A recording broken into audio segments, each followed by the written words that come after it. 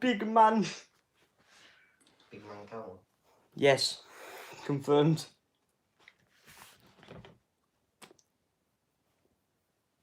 Are we live yet? I can't tell if we're live. Hello, it will give me a notification saying I'm live. Can you turn your TV on? I'll do it in a minute. I'm just waiting to see if we're live and I'll introduce myself. What? Hang on, I'll check. The notification's being very slow. Thank you. I'm just doing my button. Your button? No, my top button's come undone. Hold on. What, you trying to strip? Callum, yeah, you are live. Oh yeah, hello. And then the notification comes in. See, it literally just comes in now, like a minute in. Oh my god. Hello, this is Callum and welcome to our brand new live stream on YouTube. Just in case. YouTube. Well, what else is going to be? It could be on Twitch. I mean, yeah, you don't have Twitch, huh? I do, actually. Wait, what? He's like, what? So yeah, hi everyone, welcome to our brand new live stream. Shit. I'm not ready because I'm not used to having people on the stream. Wow, that's sad. You're sad. That's even sad. Shut up. Sorry, hi everyone, welcome to... Well, hello, this is Calvin, welcome to our brand new live stream. I've been joined by three geezers. Callum, Thanks. what's your name? Your YouTube name? You forgot it. Callum James Georgie in Gaming. That's way too long. You're way too long. Well, thanks. So, okay, introduce yourself. You realise you just call me tall? No. And some people would take that as a compliment. I don't know why who would take a compliment from you. So, Introduce yourself, geezers. well, I'm Ryan Murphy. Psych, I'm Ryan. Okay, there's Ryan. Who else? I'm Andrew. You sound like that dude. You sound like the robot from like that CBB show. And who else? We got. Thanks. Okay, Andrew, speak normal. Slap him. Speak normal. Okay, You just need to slap Elliot. him. Well, Elliot's here as well, by the way. Oh, really? Hello. Hello. That took long enough. So yeah, we'll be watching Mr. Nightmare's stream videos once again. If you saw my stream yesterday, I swear to God, this is like a daily occurrence. Andrew speaks over me, confirmed. Go Andrew speaks over me. on. Andrew. Rude. Yeah, that's just so rude. So yeah, we'll be watching Mr. Nightmare videos once again because people really enjoyed the yesterday's stream. It has like 60 views or something rubbish like that. Why would you? Wow. Just give her a crap, innit? 5 views. 60 views. Oh my god. Yeah, crap. Just give her a crap because that was never gonna happen on the channel again. Yeah. Give her crap.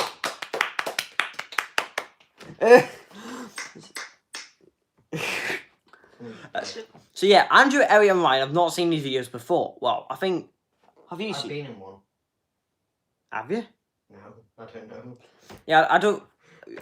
You haven't. Andrew, have you watched those videos before? Yes. Elliot, have you? No. Well, that's going to change, isn't it? Andrew's the only one that's had any experience with these videos, and me, obviously, because I've done like 4 videos on this dude. Wow. Yeah. I didn't know, you know. Oh, now you do, innit? Yeah, well. Oh god. So yeah, watching Mr. Nightmare videos. Why's your voice thing go weird? You're gone weird. That's Seriously, weird. your voice go weird. My voice is fine. What are you on about? No, it's not. You're not okay. Can you hear it? Yeah, it's like far back. Okay, I'll speak here. No, you don't What? want to make four go down. Oh, for God's sake, I'm not even that far away from the computer. Confirmed. Hello. Hiya. Can you hear me? Can you hear me?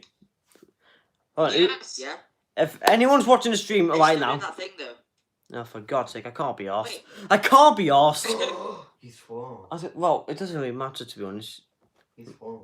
It's like you did not. It's like you didn't. You're like, oh, I forgot. I can't be arsed. you swore on the podcast last week. You can't say oh. Yeah. And in the Epic World video. And I also said you got really pregnant. Shut up. Right. So, yeah, Andrew, Andrew... You slap yourself. Will you be quiet? You literally just said Andrew was rude. Yeah. Right, if anyone watching the stream right now, can you make sure you could hear Andrew, Elliot, and Ryan? Because why not? That I'm would the be. most important person. Well, you're literally just like over there. Ryan's literally over there, but I don't want to move. Playing on his phone. Yeah, he's playing some Angry Birds. No. Playing counts adopted. Don't swear. Oh, wait, I said no, I'm playing counts adopted. I didn't swear. How your voice is still weird. You're weird. Well, we're not. It's not. Yeah, It's, I know I am. That's me. it's not on my view, so I'm not really bothered. Slap your count. Is it for you? Is it like dead loud? Oh my god, that's 5 people talking at the same time. Yeah, that's what. There's literally 4 of us, Rogers. Roger's annoyed. There's 4 of us. I'm trying to open this He's Ruckus. paranoid. I'm trying to open this Ruckus aid Hey, on. come on, he's paranoid. Do you want me to open it? I'm trying to open this Ruckus aid. I could have opened it. I'm not invite you. Callum, leave the party and go back again. Okay, hold on. Okay, okay, let me join back. It might help if he actually invited me back. Mummy, here's a not heard. Alright, invite me back. This is not how you're not helping my case here, are you? Hold on. Who couldn't invite you back? Psych. I might just have to start another one and invite these 2 geezers. You are a geezer. I know. Add Oh. someone, Elliot and Rogers. I didn't know you were a geezer. You know, I'm just a child. Ugh. Yeah, we'll get started with these videos just a minute. There you go on. Is everything okay now? No. Yes. Okay, we're good. Yeah. Everyone watching. Yeah. Eric, Ryan, can you see if you can hear Andrew and Elliot and yourself? Because why not? That'd probably be good, wouldn't it? I can hear you. No, in the stream. Oh my god. Need to check. You just check quick because before we actually get into these videos, it might help if I actually turn the Hang TV. on, I'm watching the stream. Oh, I almost. You did not. It's like you didn't. Like, oh, I forgot. I can't be arsed. I can't be arsed. You swore on the podcast last week. Once hang on. Skip to the beginning bit. Hello? Okay, we can hear you. Yeah, Andrew, you can turn it off now. He said turn it off, mate.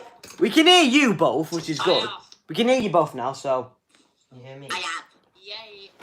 Andrew, can you hear Ryan? Yes. Okay, we're good. So, let me know if you can hear this. I don't want to turn up that loud because I don't want to deafen everyone. So, well, before we get to the stream, how is everyone's Monday today? Trash, like always. Okay, I guess. I'm tired. Everyone's in good mind for the streaming, aren't they? Yeah, I'm just gonna. put my Any game history, I was away. falling asleep. Yeah, I know. I was trying to wake you Where up. were you? I was like doing that at the back of your head. I knew you were doing that. Well, who else could it be? It was not. It wasn't Andrew. Oh, yeah.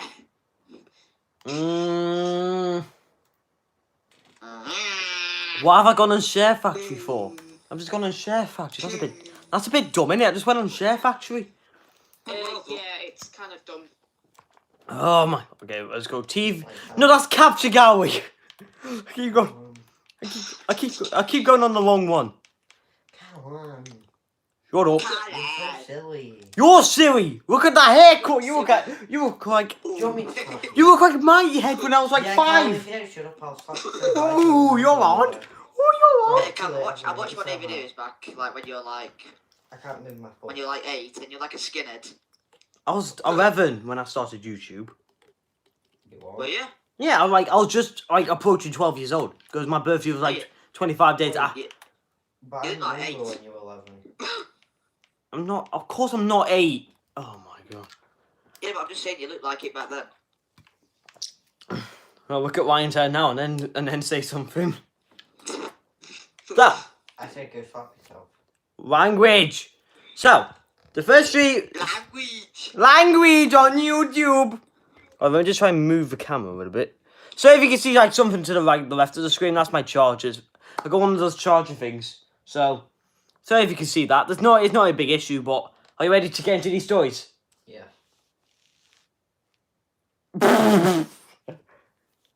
Are you ready to get into these stories, geezer? No. Yes, geezer. Let's go. Yes, fellow geezer. Oh, come on, I got an advert already. That's ridiculous. Maybe daunting, but I'm very Let me know if you can hear this. You can hear that. No. Drugs. Dun, dun, dun. I went to a bar with a couple friends one Saturday night. Can you hear that? Yeah. Okay, we're good. Got really drunk and eventually all spread out throughout the bar as we went to talk to different people. Long story short, I was having a bad night and I wasn't feeling the whole bar scene really.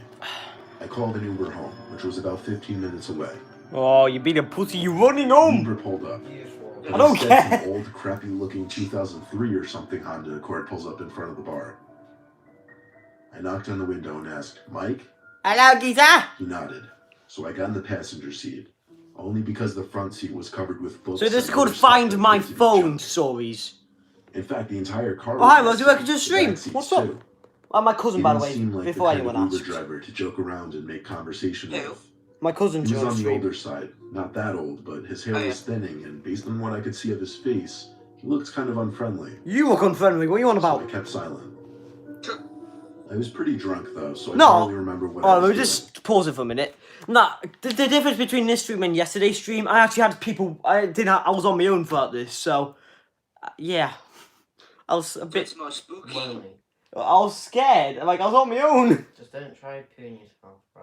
I nearly did in yesterday's stream, but I only got scared properly like once. I want to slap you. And I want to be Margaret Thatcher. That doesn't seem the safe results. Probably drunk texting people and whatnot. Oh, I'm telling you, I was blackout drunk because I don't remember even getting out of the car. All I really That's not remember good, is is it? waking up the next morning and realizing my phone was missing. well done, geezer. Checked everywhere. I practically turned my whole room upside He's down lost his looking for phone. it. Eventually, after hours of searching, How do you do I came that? to the unfortunate acceptance that I must have lost my phone the night before. I had my brother text all my friends asking Well, if my I had my stepbrother's friend phone. lost his phone. All of them said no. Then I remembered I recently activated Find My iPhone. But hold on, wait a minute. Excite- So if you actually do that, how are you supposed to find your phone even though you don't? What? Like the Find Your Phone app. Yeah, like, no, I know what you mean. Like, how are you meant to find it without a phone? Exactly. What you want to? Unless it's you using your friend's phone, which is the most likely option. But Yeah, obviously. by the way, this video's Right, come on. This video is sponsored by Lucas. Come on. You're making me mad. I just want to listen. okay, I'll get back to the stories. God, Jesus Christ. I immediately told my brother to track my phone using the Find My iPhone app. Sure enough, my iPhone came up on the map. It was a few miles away, on the much worse side of town, the part of town everyone knew not to go to. My brother agreed to come with me, not only to help track the phone, but to serve as backup if needed. Backup. Who do you think this is? We pulled up to what appeared to be the house that the iPhone on the map was sitting over. It was a small box-like house. 2 windows in front, 1 window on the upper level. It was either 8 or 9 p.m., still early. This sounds So my scary. brother and I went ahead. That's the and point of a knocked on horror the door. story, isn't it? It didn't seem like it worked though, so I knocked really hard on the door. We could actually hear footsteps on a creaky wood floor Okay, approaching the don't worry, front Rosie. door. Then I'll be here for a silence. while. There was a peephole in the door, A so peephole. I had a feeling someone was watching us through it at that very moment. After an uncomfortably long silence, the door cracked open and someone asked who it is in a very raspy, almost familiar voice. We mentioned the lost iPhone situation. At first he played dumb, but when I turned to the driveway and recognized the old Honda Accord, I called him out for being my Uber driver and that I must have dropped my phone in his car. Ooh.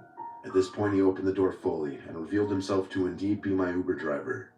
Well, Now he acted like he remembered, but his whole persona and everything was disturbing. He clearly didn't know what social cues were, or forget that, he clearly just didn't know what social skills were. He told us to come in and shut the door Oh! behind us. Then he told us to wait there while he went upstairs. to wouldn't find you my like know phone. every 15 minutes in and I there's begged already him, and As roast? creepy as the guy was, I felt relieved that I'd be getting my phone back. Oh, such My a. brother and I stood in the tiny hallway of this. That actually tiny looks house. creepy.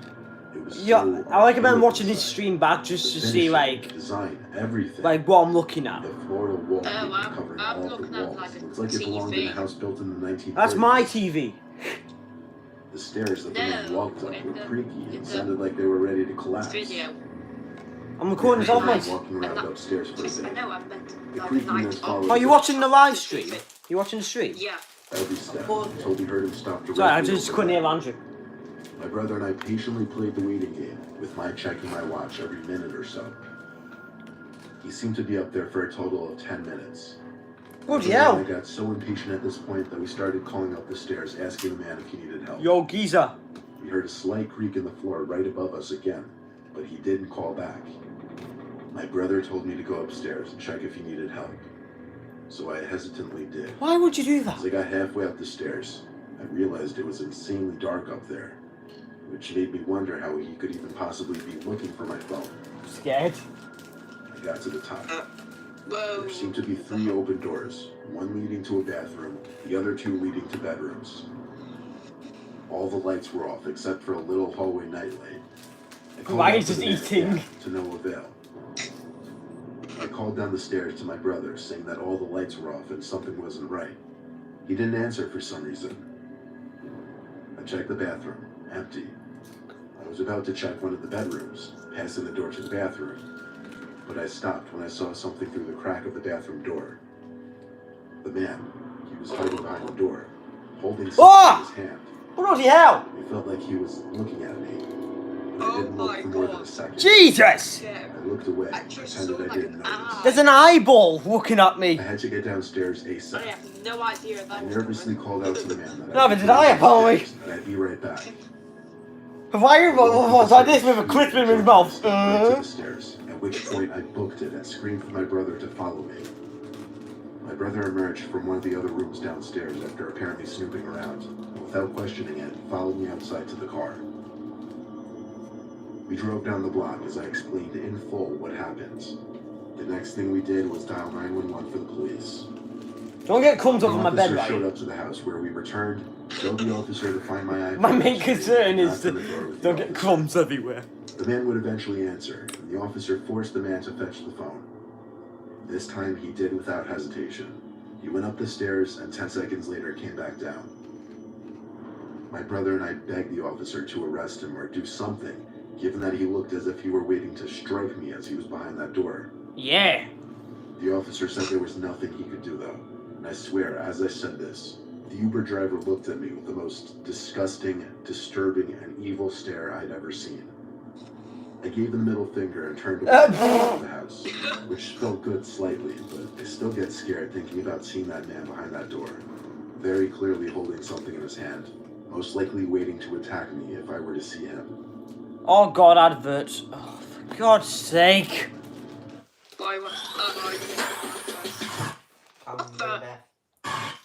He's gonna get rid of his adverts, man. You're like, oh damn. My main concern is the bloody adverts. Alright, what do you think about the first story? That was like creepy. So Well, it was creepy, but it wasn't creepy. really, Well, the only thing that was scary. right. Well, the only thing I was really noticeable was that a guy died poking for the door. Elliot, what did you think about that story? Bit scary. That's because you're a little baby. Baby Elliot. Well, I only got scared once, but that was when the guy was poking for the door. Like when his eye was poking for the door. That's like the most scary thing about that story was. Man, But that's what you do every day. shut up, you scared. Right, let's go to the next one. Story number 2. Okay. Before I got an iPhone 10, I used to have an iPhone 7. I was perfectly fine with that phone, and I never got a scratch on it. I have. Probably still My have that phone. phone now if I didn't lose it. Find my phone. I always had the Find My iPhone feature enabled, however. Why? Just in case if I did lose it, I'd be able to track it. To this day, I still don't remember how or where I lost the phone. All I remember is I came home one day, quickly realized I didn't have my phone on me, and had a mini heart attack. I searched the whole house, my That's a bit car, the pathetic, password of isn't the it? house. I even drove back Had to a all the mini locations heart I was in attack. that night About to look losing your for it, phone. Calm down, but I mate. couldn't find it anywhere. Then I remembered I could sign into my iCloud account from my laptop and track my iPhone using Oh, Find good My thinking, iPhone lad. setting. So I drove home and did just that. Apparently my phone was coming up somewhere in the woods at the end of the village. Why would your None of phone my be there? siblings were home at the time. They were all away at school, so I couldn't ask any of them to come with me. So it looked like I was heading out alone. My dad didn't want me to come because he had work early the next morning, but he let me take his phone with me to track my phone. It was a quick 5 to 10 minute drive to the woods. I parked on the grass on the side of the road. It seemed like I was maybe a minute walk north away. Obviously, I brought my flashlight expecting to be following the trail into the woods. Hold on. Now that I've stood there, though, the idea of going Oh, in there that's was a a lot less scary appealing. thought. Why would you go Practical there? situations I don't seemed care. less Just get another suspicious, phone. Such as why whoever found my phone would be in the middle of the dark woods. I don't care if I had to pay. That was expensive. I'm not going in that I woods. definitely shouldn't have come alone. Probably just But at this my point, phone I there. didn't Well, I see mean, much imagine, more of a like, choice than depending following the trail. But why would you go at night? Go in the The day. flashlight I had sucked. because what about It barely range? lit up the trail 5 feet in front of me. Then your phone's buggered. Eventually, it seemed like I It could rain at night as well. location for my phone. By the way, you can see me for the reflection every time it goes black.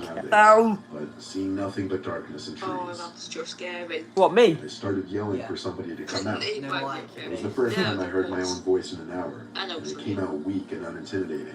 I'm What joking. quality is this? When I called out, I heard the Still whisper 1080p. from beyond a few trees. Still 1080p, in the but east direction on my map.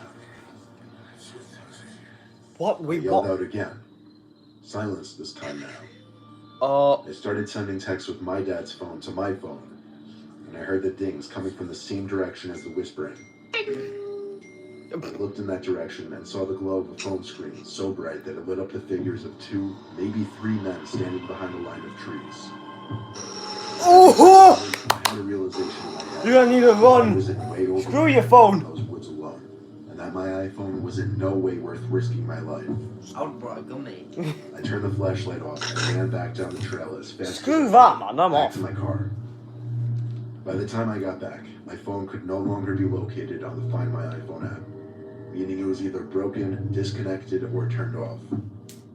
I have checked a few times since then if the phone comes up on the map. It never has, though. I think I made the right choice running away. I don't think any possession would be worth approaching a group of people like that in the woods. Exactly. Why would you? What about a wallet with Oh my 10 god. million? Mate, I'd definitely risk my life for that, bruv. Yeah, but he made the right decision. I'm not. I wouldn't do that I either. recently lost my iPhone. It was a 5C, a really old one. Who I was cares? due for another one anyway, but let me tell you the story of how I lost it. I would have still No I one had cares. immediately been drinking one night on the weekends. At some point in the night, I lost my phone. Later on in the night, when my friends and I sobered up a bit, I asked one of my friends to let me use their phone to track mine using the Find My iPhone thing. It wasn't too far, actually, only a mile away from us, but that meant someone took my phone. My friend Ryan and I took a drive to this abandoned warehouse building. I don't Of know. course, it had to be an abandoned building. We found a way inside, with only Rye's phone flashlight to use for navigation. The place was cold, full of trash and rubble, and every little sound created an echo. We heard yelling coming from upstairs, from what sounded like 2 people. Ryan and I figured one of them had to have my phone. So still, with a slight amount of liquid confidence in us, we found a stairway that led to the next level. We came to a hallway, which was disturbingly silent. The only thing to break the silence was a bang from a nearby locker room type area. Ryan and I both tried hard to make our presence known so that we wouldn't surprise any potentially dangerous people. We entered this kind of changing room area, or whatever it was, but it had a bunch of lockers. Lockers. No one was in the room. You know, American. I started checking the lockers out of desperation, which made a lot of noise, I guess, because we heard a deep voice from another room call us over and said that they had what we were looking for. I Oh. was about to walk into the adjacent room, but Rye put his hand on my shoulder to stop me. No. Put his finger on his lips as he went, shh. He was doing something on his phone. I didn't know what until I heard my ringtone and the vibration of my phone coming from one of the lockers. There were too many to distinguish quick enough which one it could be. I started checking the ones where the sound could have been coming from before Rye pulled me by the arm and told me, let's go. I told him, wait, let me get my phone first. But he kept saying, no, let's Who go. cares? It was So old we got in anyway. the car, We had a long discussion about what was going down in there, or what was about to go down. Rye was positive we were walking straight into a trap. How he was so sure was because as I was checking the lockers for my phone, he spotted someone's head behind one of the walls to the adjacent room. Oh, They were peering their head in just barely, making it obvious they were hiding and had questionable intentions. oh crap, obviously. It wasn't the end of the world. It was an old iPhone that wouldn't have been worth much anyway. It was much better to escape with our wallets, or even our lives instead. Bloody hell. Well, that was those three. There's like 3 stories, like each subject, because there's a certain subject. Like what we've actually just watched Find My Phone. There's 3 horror stories based on that Go left. subject. Go left. Oh, Left. sorry, I don't. Okay, what did you think of those stories? You're right, I guess. Intense. Which one was your favourite one out of those 3 of those? First. The second one. I think. I don't know. Andrew, what did you think? I think that one just then. Ooh. What? Andrew just said the ones that we've literally just watched. There's loads of mixed opinions. He says first, second, and then third. I don't know what. Don't know to what. Don't know. That one. What? Okay, the next one is called 3 Disturbing True Dog Walking Horror Stories. I don't like how they put true in capitals. Makes Well- it seem fake. Wait, did you watch the thing which I said yesterday? No, you didn't send me anything yesterday. No, like slap tam. No, I didn't watch that. Andrew joined in yesterday's stream and he said, "Oh, Swab Ham is very scary, isn't it?" Put that on. Yeah, no. Okay, give me a so. Hang on. I don't. Wait a minute. Right, next horror stories. Are you ready? Yeah, I'm ready. Yeah. Eric, what about you? Wow, it has 754 videos and 2.23 million subscribers. Who? It's a nightmare. Who? Slap tam. Swap Ham. Okay, I'll watch it afterwards. We'll get to these stories now. What? Come on! Stupid advert, man! I can't even skip this. God. This is ridiculous, right? Dog walking horror stories, here we go. I love that heart beating in the intro. Dun-dun. I take my dog Henry for a walk twice a day and let him in the yard once. When I take him for a walk around the neighborhood, I always try to take different routes just to keep it from getting repetitive, not just for me, but for Hemi as well. Oftentimes on the weekends, Ryan dropped some I take him crisps for on my long bed. walks This is and more I scary than this is. And I don't have the stress of other work-related Pick it things up. to There's worry one about like in my literally life. there. On a cloudy, humid Saturday evening. You blind? He's one right of those there. times that I decided to take him on a long walk. I'm talking like almost an hour. We were in a part of the neighborhood I wasn't too familiar with. Can't be asked. I found a walking trail that was part of the town's huge nature preserve. There you go. It was a rather low-key path. There didn't seem to be Don't any put it other back in the people bag. but me. Well, fine. It was a rather narrow path Put it in with that woods bag on you either did. side. It wasn't a cement bike path like the other trails in the preserve. Hemi led the way, pulling the leash harder than usual, probably excited by all the new random smells he was picking up. Eventually on the trail, we passed this little square park. It had a swing set and little playground, along with a basketball court, or rather what was once a basketball court, as there were no hoops. I decided to walk in through the little opening, as Hemi was going crazy over something. I was planning on just sitting on one of the benches facing the playground to take a break because I was getting a little tired. Elliot. But when I sat Yeah? down, Hemi kept pulling and started barking Look at at your something. phone. He'd only really do that when he saw Okay. another dog or animal. Sometimes people, but less often. What are you on about? So I entertained it and got up and started giving him slack to run towards whatever he thought. What are he you saw. doing? What are you doing? You're basically. Oi! What? What are you two doing? It's not scary. This is the whole. Oh, You my think? bloody no. man. Yeah. Unpause it. Right. Wait, we're supposed to tease now because Ryan's gonna kill me if I don't. Yeah. I looked into the Oh woods, my but I God. couldn't see him. Andrew, we can watch that afterwards. We've got this to watch. Until he was basically choking himself with the collar, trying to pull me into the woods. Out popped a man from behind a big tree. He was laughing, saying, "Whoa, whoa, he caught me." I told Hemi to calm down and pulled him away from the woods. And the man. I apologized for my dog and walked away. As the way in which he came out from that tree was bizarre. He said, "It's all good, dude." As he seemed to follow in the direction we were walking. Let's watch this. Come on. It's the whole point of the stream, innit? I continued to tug him forward. Eventually, I had to turn around and ask if there was something I could help him with, as he even seemed to follow me outside of the park and onto the trail.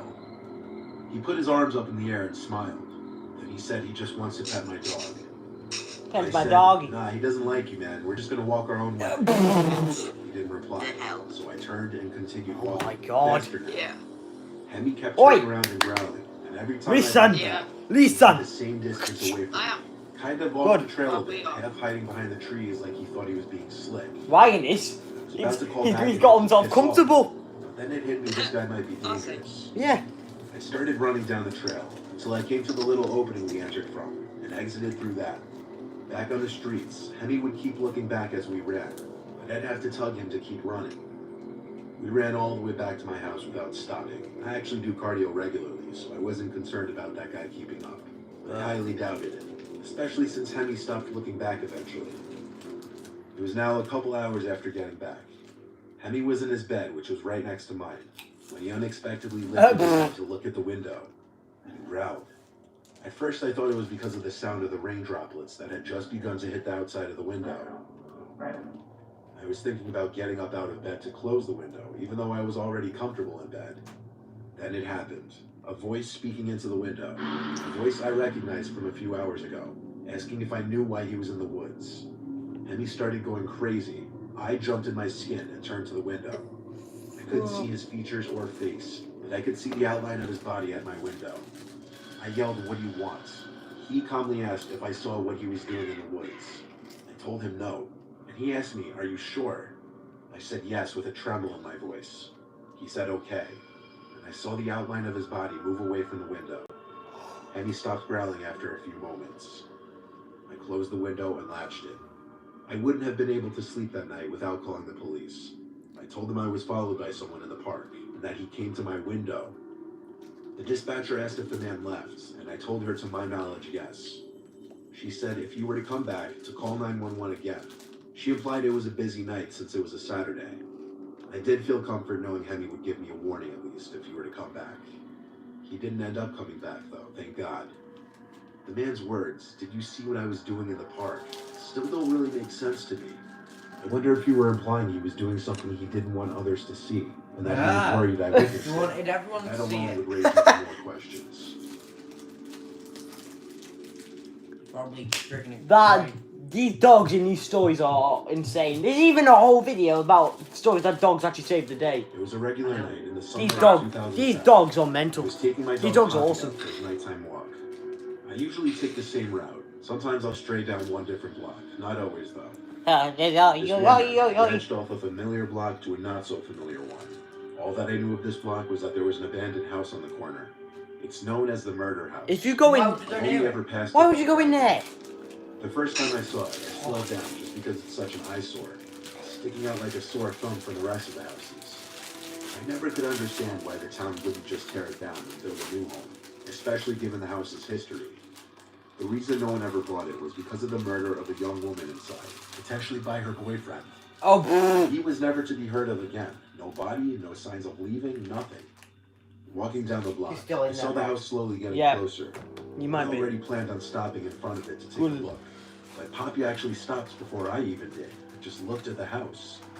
I could tell by his ears and his head tilting that he was engaged by something. I looked around the neighboring houses, which were spaced out generously.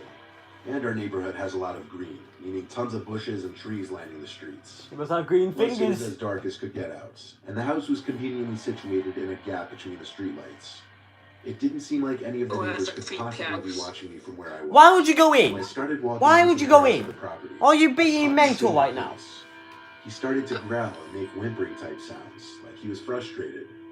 I pulled him hard enough, and he started to follow onto the property. Oh, for He was God's fixated on sake! the window that was opened. I stepped onto the house-length front wooden deck and walked to the window.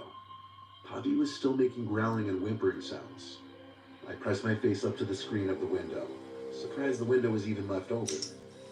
I started to wonder if maybe someone was still managing this house in some way. I swear, why Whatever would you that go would in be. there? Are you really Inside the house was mental? dark, but not pitch black. I could see the walls to the empty Oh, living for room. God's sake. And then the opening the wall. This is to asking a for back this to room with happen another now. window. Mate, bro. As I was observing, I'll just I not heard go the sound in. of something inside the house, like a blunt object hitting the But floor. guys, I'm looking in the way there. It came Okay. from further back in the house, like in that back room. Having my dog with me gave me some kind of weird confidence boost to go through the side of the backyard. Oh, for God's sake, you're basically The asking backyard this was now. literally This is huge. annoying. The grass was very tall, indicating I was likely wrong about any You kind of would not property do that. management. We're The 36 main thing minutes in in the already, yard was Jesus an old wooden, Christ. decrepit-looking shed in the corner. The door to it was slightly open. I was more curious about looking in through that window. As I looked inside, I couldn't see anything except an empty black room, probably what was once a mud room. Puppy was looking at the shed, not barking or growling though. He was kind of silent. I walked quietly towards the shed, tugging him slowly and softly to keep him quiet too. The door was open enough for me to look inside the giant shed. It was not empty. There weren't tools or bicycles or anything. There was just this skinny girl standing in the middle of the otherwise empty shed. I say girl, but I couldn't tell if it was just a girl or a woman. Poppy suddenly went ballistic, barking and making these noises I could only describe as a dog's version of screaming. He wasn't pulling to go inside of the shed. He was pulling to get away. The girl's head inside the shed turned to the door, and I ran. We ran.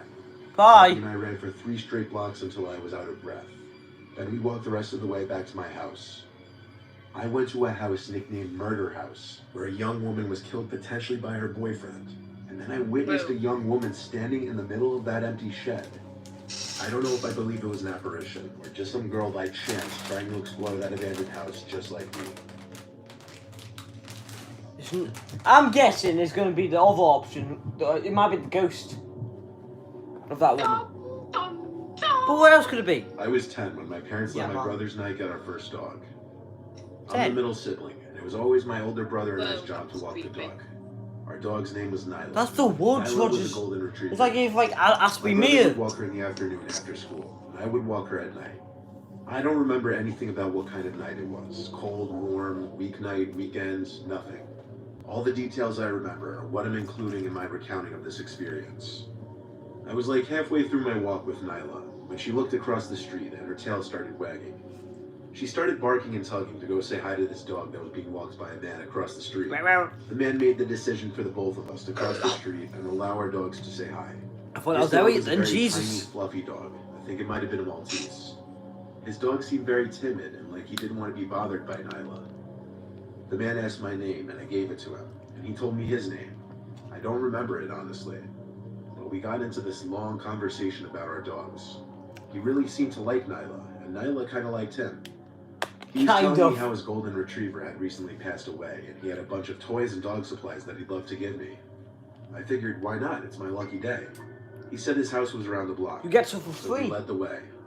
I was walking kind of next to him, though, as we walked. Get stuff for free.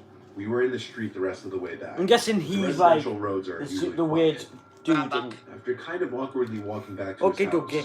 he let me in first. His house was okay, modest, nothing special. oh, He led special. Nyla and I into the kitchen as he That's let his not- dog go run off into a different room. That's not my house. He asked me to have a seat on one of the stools by the island in the kitchen and asked if I wanted anything to eat. He offered me a bag of chips and I accepted it. Cool. He handed me a bag of some You're having chips for off-brand free. You potato can't get that at chips. McDonald's. Then he just sat on Hey. the stool next to mine and started petting Nyla. He was awfully close to me, and then he looked down at the bag of chips, I think, as if he were waiting for me to open it. Elliot, good I job. put it on the island in front of me. He just sat there petting Nyla, not saying much. I was Hello, wondering when he was doggy. going to get the dog supplies he promised. He didn't show any signs of doing that, though. Instead, he was asking me personal questions, making awkward small talk with me. At one point, I remember he even patted my knee as if he were my father or something. I remember an overwhelming feeling of discomfort suddenly. So I finally asked about the collar, toys, and other supplies he mentioned. He said he'd be right back and go get it. He said it, not them. I remember picking up on that.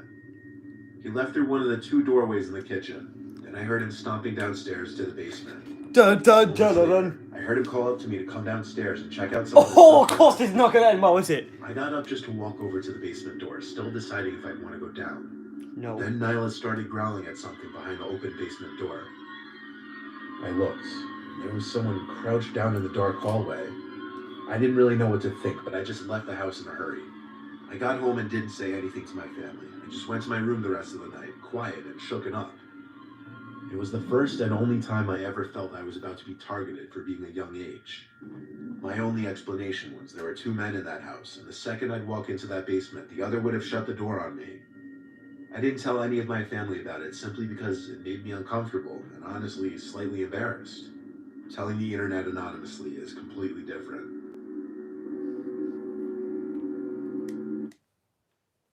What the was that?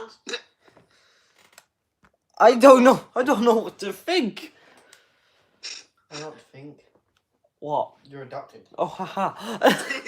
No, I was like just shook in that whole story. Go down lockdown stories now. Her lockdown stories. Yep, no. Wait a sec, wait, and then wait. the one next to it, then the next one next to it. That one first, though. This. That one first. Okay. Just No. give me a minute. Well, what did you think of those stories? It was pretty, that's probably the best so far. Well, we've only watched like 2 videos, and we're 41 minutes in. Jesus. Wow. It feels like 10 minutes. I mean, barely even 20 minutes. Yeah, because yeah. Time flies when one of your friends are scared. That friend being you. Yeah. No, come on. I was only scared once in yesterday's stream, so you have to give me credit for that. And it was a 2 hours and 20 minute long stream, so give me credit for when credit's. Attention, lockdown. Rudy hell! Lockdown. Get away from the Get away from Stay the. away from the windows. You stay away from your mum. From your mum. Because Corona's about, innit? Then you're gonna turn it down a little. I don't want to go deaf, you know.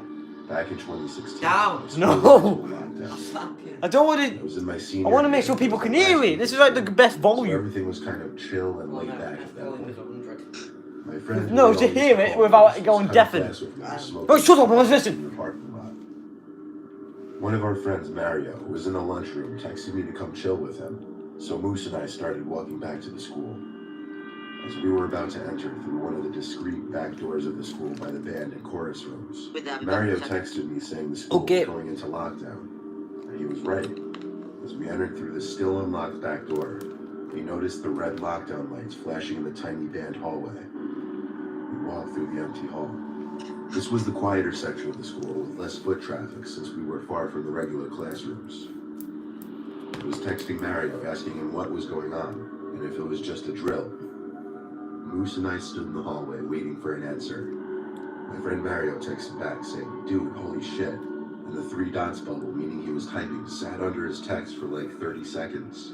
Then Language. it went away. He didn't send a second text. I sent him 3 question marks. What the hell's that over I there? didn't really know Look. what to do. The main hallway What's lights were over? shut off. Look, I don't know. I think the stream's delayed for Backup you. lights and the red flashing Yeah, lockdown it lights. is. I can only say, There were no teachers anywhere to tell us what to new do. door. Yeah, that's We just you're chilled in the delayed. hallway. We Yeah. tried opening the doors to the auditorium. Okay. They had Now already we been can see locked. a dark Moose then hallway tapped my with shoulder something and pointed at down the the far hallway. I can't.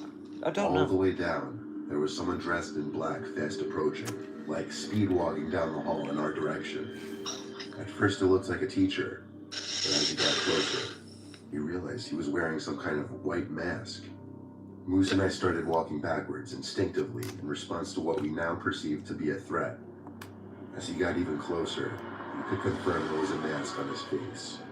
And it was this horrifying, disgusting mask of some pale, rotting-like face. I'd never seen anything so creepy at any Halloween stores or anything. The man was now too close for comfort, and the way he was approaching us was obviously full of aggression. Get Moose and I away from turned me and now. started running back towards the band room. We hoped the band teacher, Miss Bryant, would be in there to let us in.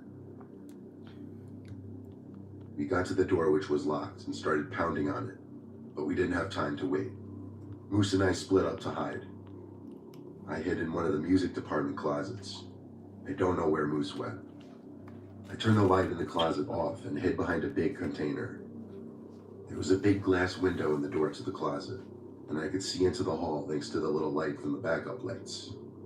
I heard footsteps approaching from outside, so I ducked my head completely behind the container. I only looked up and peeked out the window after the footsteps had stopped for a while, and I assumed it was clear. It's not. But It's it was not. not.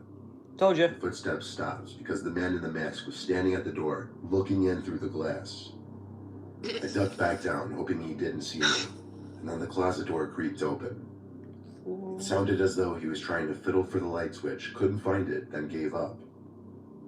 I heard footsteps quickly walk away, matching his speed walking pace from just before. I took out my phone to text Moose to see if he was alright. Yo, And I Moose. saw I had a long text from Mario. He explained that a student was stabbed in the bathroom by some masked man with a blade. Bloody hell. Moose also texted me saying he's alright. He ran back outside to his car. All I small. realized that was a good idea. What's Made the sure the news, coast geezer? was clear and booked it for my car as well. I sat in my car in front of the school and watched the cop cars swarm That's the place. nice. At least 10 officers entered the building. Moose came to sit in my car with me, and we watched for over half an hour. The school was let out early, with police escorting the kids out, of course. They never even found the masked man in the school. Oh He my likely god. escaped through one of the back doors. There were helicopters searching all day for the man. I'm pretty sure he was never found. I hate My lucky this. stars, I didn't have a similar fate as that kid in the Hey, what? bathroom. Okay, so basically, we'll just pause it for 1 sec. So, I'll slap you so I don't know what hit you. I kind of do. I'm just telling Ellen because he missed half that story. So basically, these two geezers were sitting in their car because reasons. They went into school. They went into the school, and the school went into lockdown. And Yeah. this geezer with a white mask and dressed in all black I had a knife. and had a knife. Entered This, the building, killed a kid, walked out. well, no, it doesn't went say they missing. actually killed the kid. He said he was stabbed in the bathroom. Yeah, that kid's gonna be miraculously okay. Well, he could have went to hospital and he could have survived. What That's about if he was That's slashed totally down not the messed up. throat? He'd be dead like no yeah, other. but he would have mentioned if he died or survived. No. Why not arguing over what happens? No. Shut up, No. Just sit aside, fam. No, so Okay, you two want to fight me? Hurry up. we don't know if the kid survived or not. That's what the story does not tell Okay, us. Cool. Now come on. Okay, okay. I'm getting pretty mad. Oh, shut up, you skip. We're sitting outside, fam. Meet me outside at 5 I'll o'clock. throw you out the window, bro. Oh, you're on. Yeah, I know I am. I went to a very poor high school in a bad neighborhood. Because of that, we regularly had fire drills and lockdown drills in the case of something happening. During the lockdown, the teacher Lord, would man. turn off the lights and we'd all hide in a corner of the classroom without saying anything. It was a cold day in the third quarter of the school year. The windows were all shut, obviously. Still, my teacher had to stop mid-sentence because we could all hear some kind of shouting outside. Definitely some kind of commotion. The teacher went to the window, looked outside, then Calm opened down, one of the mate. windows. But the yelling seemed to stop by the time he did. At the same time, the dean started speaking over the loudspeaker and said we were going into a lockdown. The teacher rushed to shut the door and turn off the lights. We all did our thing. Went to the corner of the room. Time seemed to move slow as we were all huddled in that corner. Screams started coming from the hallway. Not the screams of students, but deranged, angry screams from a grown man. Whoa. Familiar to the screaming we briefly heard from outside. Someone dangerous was in the building, clearly. The school I went to didn't have security guards. It was too poor. So literally, in a case like this, Like we'd me. have to wait for police to arrive. The screams were then accompanied by bangs on a nearby door. Another classroom. You could hear the screams of the kids in the room next to us. The banging stopped. The screaming grew closer until it was right outside our door, and then bangs on our classroom door. Rudy, yeah, calm down, Couple kids mate. screamed and started to cry. Yeah. The sick man on the other side of the door banged and banged. He started hitting the glass with his elbow, I think, as he screamed insane things that made no sense to us. Some of it being, I'm sick of it, and just stop already. Well, stop banging at the door The then. sickening sound of the small, thin glass window of the door crack made the reality of the situation sink Jesus into the Christ. Of course, kids on either side of me were screaming and crying now. I know how they Me, I feel. was just sitting there in total shock. The man on the other side of the door stuck his arm into the room through the thin window opening and tried unlocking the All door. of us gang up on him. The teacher Bro, took that we'll knock opportunity you out. Give him a left flank good night. and literally stabbed the man's arm. The man cried out in pain, banged on the door a few more times, even harder now, and started running down the halls, still crying in what was probably a mix of pain and anger. Why? I didn't hear what you actually said. Okay. Yeah, I'll shut up.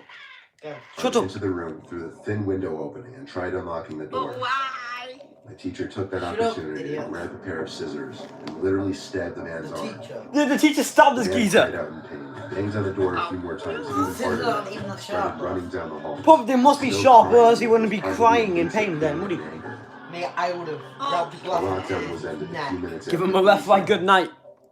There had to be at least 6 cop cars outside. And yes, the crazy sicko man was arrested. Good lad. Probably brought to a mental hospital. Dear God, why wouldn't he? The man apparently wasn't armed, but he clearly came into the school with intentions of hurting people. Oh, bro, I would have been able to knock that guy out like there's no tomorrow. It's like left, right. I'm like, bro, you're hyping me up for a fight, bro. It's like give him a left, right, good night. Bro, I'm pretty bad right now. I'm gonna knock you out. Hold on, these adverts. Go, cut back. I mean, I'm pretty sure we're even a 5-year-old. I mean, probably like a 10-year-old. Give him a left, right, good night. Alright, sorry, last story of this section. This section. I went to a school. This video even. We always had a lockdown drill once a month. Why once a But month? only one We've time we've had one in like 3 years. It was in the cafeteria during my lunch period, when the teacher, who was in charge of watching the lunchroom, announced over the microphone for everyone to be quiet. He announced to us that the school was going into lockdown and ordered us to be quiet. I think he genuinely scared everyone by how serious and nervous he sounded, because everyone in the cafeteria looked genuinely shook and actually shut up. I looked around the disturbingly quiet cafeteria and could see everyone else was doing the same thing, taking nervous, curious glances at their friends and strangers at other tables. Then shit went down. What? A dark Fuck! Oh, it can't be asked. Mate, do you know what I would do? I would get everyone into the canteen. Do you know, like, there's those shutters? Yeah. I would close them and lock them and tell everyone to wait there. Oh, Right, I'm smart like that, obviously. Jesus. Yeah, I didn't I love how you three have not been just like that much scared the whole Yeah, stream, and I've just been scared about the whole time. Hasn't Andrew like nearly cried once? Didn't he scream? Wait, I've got to change my controller. Wait there. You okay? Nah, he just pissed himself. I think I just have. No, not really, but guys, do not worry about that. Are you sure? Yes. What? Mate, Okay. when you got scared, you went, Oh, I wasn't expecting this because I've not seen this video Yeah, I before. didn't even I've only see seen a couple like I've watched. I think like all of them I've watched in the previous videos I did. Of this dude. Mate, bet people start screaming. Obviously gonna start screaming. No, you'd stay quiet if you wanted to survive. Okay, I've not started the street. I've not started the video back. I'll do it right now. Let's get back to the video. Yeah, I'm pretty sad. I'm not. I'm scared. You're not hurrying out. gunshot echoed from across the school, and that's when panic set in with everyone. Some kids ran for the exit door. The teacher in charge of the CHS in that. Oh, look in the corner.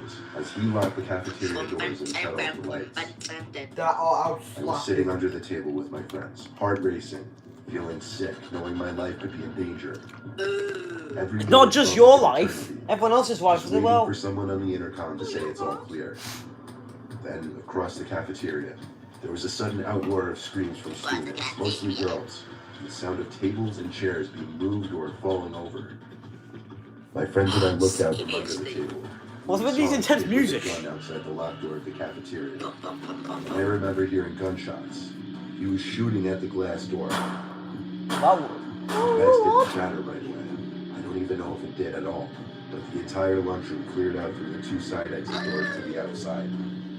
Students of all ages either ran to their cars or off the school property and into the neighborhood streets. Bye. I ran in the direction of the front of the school, also the direction of my house. I saw police cars already outside. I think they had just arrived at that point, but I didn't stick around to watch. I got home and told my parents, and my dad turned on the news to see the shooting was already being talked about. Video, that was quick. Miraculously, only one girl was wounded, Oh. and the police somehow apprehended him without killing him. I'm sorry for anyone else who has to go through something like this. Fearing for your life that much is not something anyone should have to go through. She was only injured. Yeah, like she obviously survived that. I mean, it's a gunshot count. You don't know. Yeah, but like people in these, I've watched these shows before. People that's done this have survived a gunshot, even 2 gunshots. Some So, people survive you- 5 gunshots. well, I don't That know. one. Oh, this one, hide and Well, seek. yeah, and then the Oh. one next to it. Oh, the social media. Yeah. We're Oh. just gonna keep on going, okay? Gotta keep on going until we die. Yes, exactly. If I get too scared, you're gonna have to take over, Ryan. Sit in the chair potentially. Gladly. What the hell is that, love? Okay, this is only 2 stories instead of 3 this time. That's sad. Right, story 1. I used to play a lot of hide and seek with my friends when we were young. Oh, was A it? team version of the game, though, so it was a little different. Instead of having a lone seeker who tags anybody, we would have a team of seekers and a team of hiders.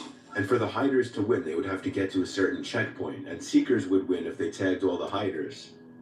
To tag one of the hiders, the seeker would have to two-hand touch You just their make back, hide and just seek like the most touch simplest game in the football. world, the most It confusing thing started ever. when we all formed our group on the block around 8 years old, Tag. all the way You up need to until get we were somewhere. about 13. Hide and seek tag. I lived in a cul-de-sac where Team there hide were and seek 3 tag. other houses Put a besides tag, mine, Wolf. and kids my age lived in each one. There were also 4 other kids right outside the cul-de-sac around our age. So ever since I was little, I had a group of neighboring friends. When we would play hide and seek, we would usually play in the cul-de-sac, since Oh. there was a lot of open space, trees, bushes, and each of the houses belonged to one of us. So we could use all the property space for the game as well. Plus, the cul-de-sac was right in front of our town's nature preserve park, so it also made it more fun to have the woods as an added hiding spot.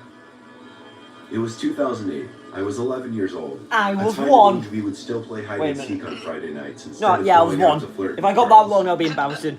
We had only 6 of us this night, so we divided Shut up, our you 2 skate. When I teams take this into outside. groups and split up. Yeah, sure. We were first to hide. The other team began counting down from 30, while we all went our separate ways to different houses. I ran to my next door neighbor's house and came up with a really creative idea. My friend had a green blanket outside on his patio, sitting under a couple flower pots. I carefully moved the flower pots and took the green blanket, folding it over my body and crawling over to the bushes near the edge of the woods. Since our houses met the edge of the nature preserve, we could all choose if we wanted a back fence or not, and my next door neighbors chose not to have one, meaning the woods connected to some of our backyards. I heard the backyard gate open, so I quickly ran into the woods and knelt down under the green blanket. That's I not would good. occasionally lift the blanket over my head to see who was there, and eventually I saw one of my friends creeping around the backyard, checking under the table and such. Oh, God. So while they were distracted, I waddled on my knees to the backyard of the No, next house Finn. over, where I could hear the commotion of one of my teammates getting caught. I lifted the blanket over my head to see what was going on, and I saw someone on the other team escorting my teammate back outside to the street. This was the perfect opportunity for me to run for it. I dropped the blanket completely and just looked around one last time before getting ready to make a break for it.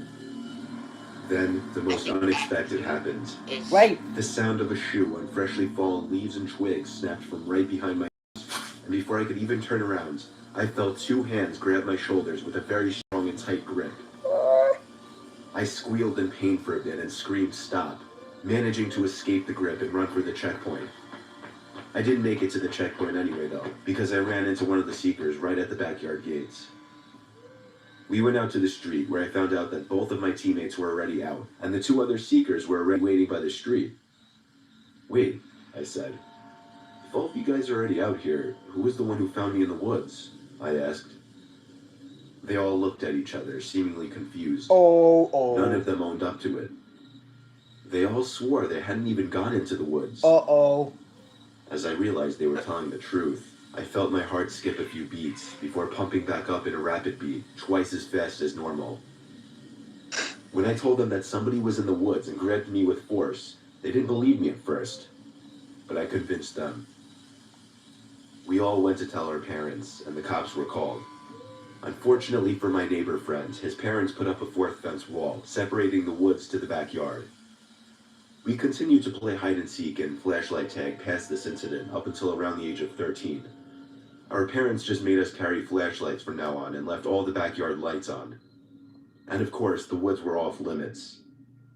I'm happy to have such fond memories with friends as a young child, but that still doesn't take away from the fact that this was one of the most horrifying experiences of my life. That wasn't even not even that scary, to be honest. Oh yeah, someone grabbed you. We don't even. That was basically all that guy was. It's clean, isn't it?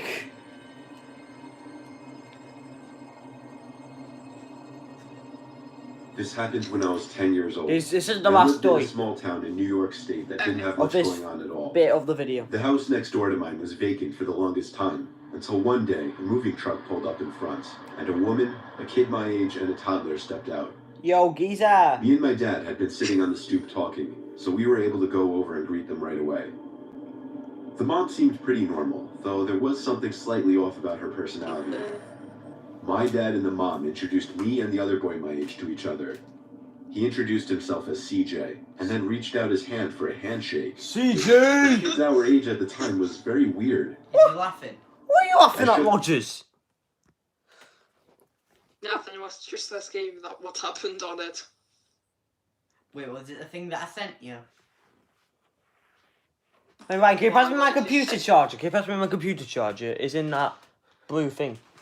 Be careful not to It's knock. in that blue thing. Don't knock any equipment off. I'll grab the stuff. Oh, just pass me the charger. It's because I don't want my computer to die during this. Oh, Andrew. Lying and stuff. Andrew. Careful, don't Were on you it. laughing at the thing that I sent you? Yeah. Right, we'll put this in and then we'll get. Oh, Elliot died. Elliot! Yeah? Oh, I thought you died. Nah. Not yet. He will do after. He will do after watching these videos. He'll have a heart attack because he's so scared. Oh, spooky, shiver me timbers. Right, get back to the video. Took his hand, and I remember both of our parents laughed.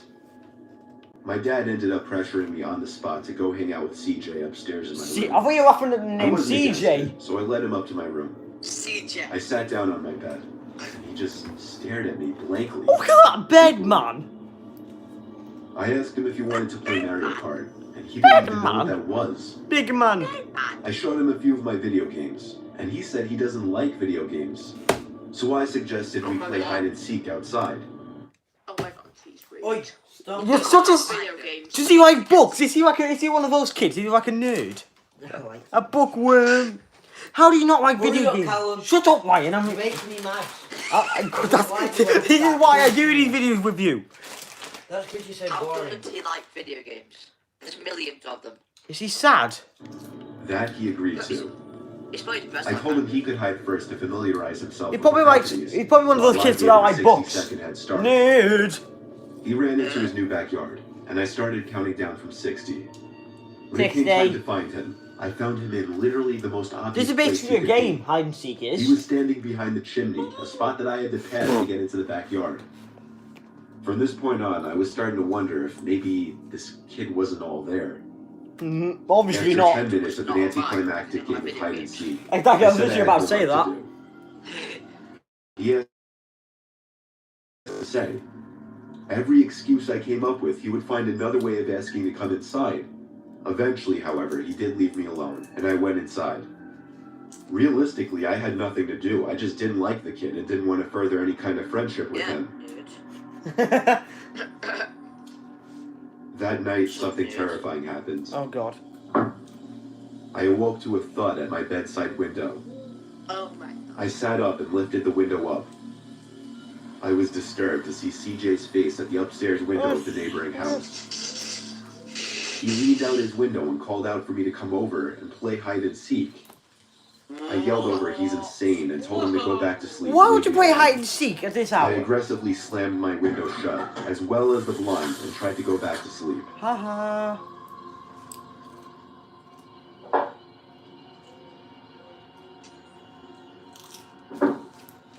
Uh-oh. 2 more times a rock or something was thrown at my window, but I ignored it. Good lad. When it seemed to stop, I was relieved, and finally felt at ease.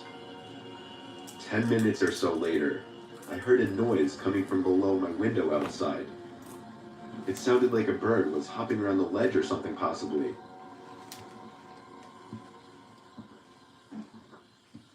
The sound kept getting closer, though, and then I heard a thud come from right below my window.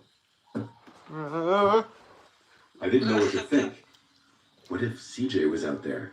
Who else would it Trying be? to climb up to my window? The thought of it was so disturbing, it was almost comical. Then I heard the slightest creak of the floorboards near my bedroom door. I turned to face the doorway and screamed at the sight of CJ standing at my door in his pajamas. Oh! He said in a quiet voice, "Let's play hide and seek." Oh my god. My dad was in the room quicker than I could even get out of my bed. Yeah, He away was from just you. as shocked and disturbed as I Oh! was. He angrily marched over to the new neighbor's I house with CJ can't in be his grip. arsed. I watched the whole I wanted to thing through block my that out window. because there was like a creepy He image raised there, his so. voice quite a few times. It turned out CJ simply entered through an unlocked window downstairs. My dad got a restraining order against the woman and her son. Unfortunately, they weren't going anywhere, though. For months after this incident, I would have to awkwardly avoid eye contact with the mother next door the few times I saw her. Strangely, I never once saw CJ outside of the house again. However, every single night for over a month, I would check outside my bedroom window across to the other house and see CJ just sitting by his window, looking into mine with his creepy blank stare. Oh my god. It got to a point where I eventually left the blinds to that window closed 24/7, and eventually it stopped. CJ and his mom moved out less than a year later, and luckily I never saw them again.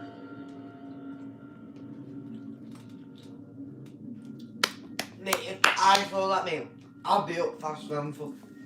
I'd be up so fast. I would have punched him.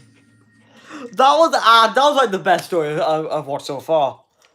Yeah, I But would you, pretty creepy. pretty cool. No, because like, it's like, let's play. How long? When you mean it? How long? It's so boring when you talk to him. They'll probably find it boring. They don't, because they pull with me all the time. Right. No, put it on. Exactly. No, I just have your opinions on those stories, because I Okay. say your okay. opinion. That Ryan- was probably the best.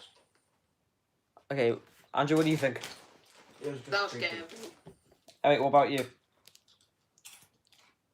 Good. Good. Mate, Yeah, as soon as he said the noises stopped, I knew he was gonna sneak into his house. Yeah. Right, next story. Okay, so go three true scary social media stories. Let's get this popping. 3 social media horror stories. Typing on computer.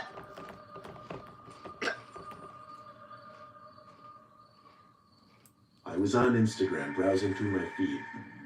I saw my best friend Alexis posted a picture of herself sitting by the side of her backyard. Selfie. So I liked it. I planned on leaving a comment. Oh hell. I read through all her other comments first, and at the very bottom, a comment left only a minute ago was from a man with the username Jam00235.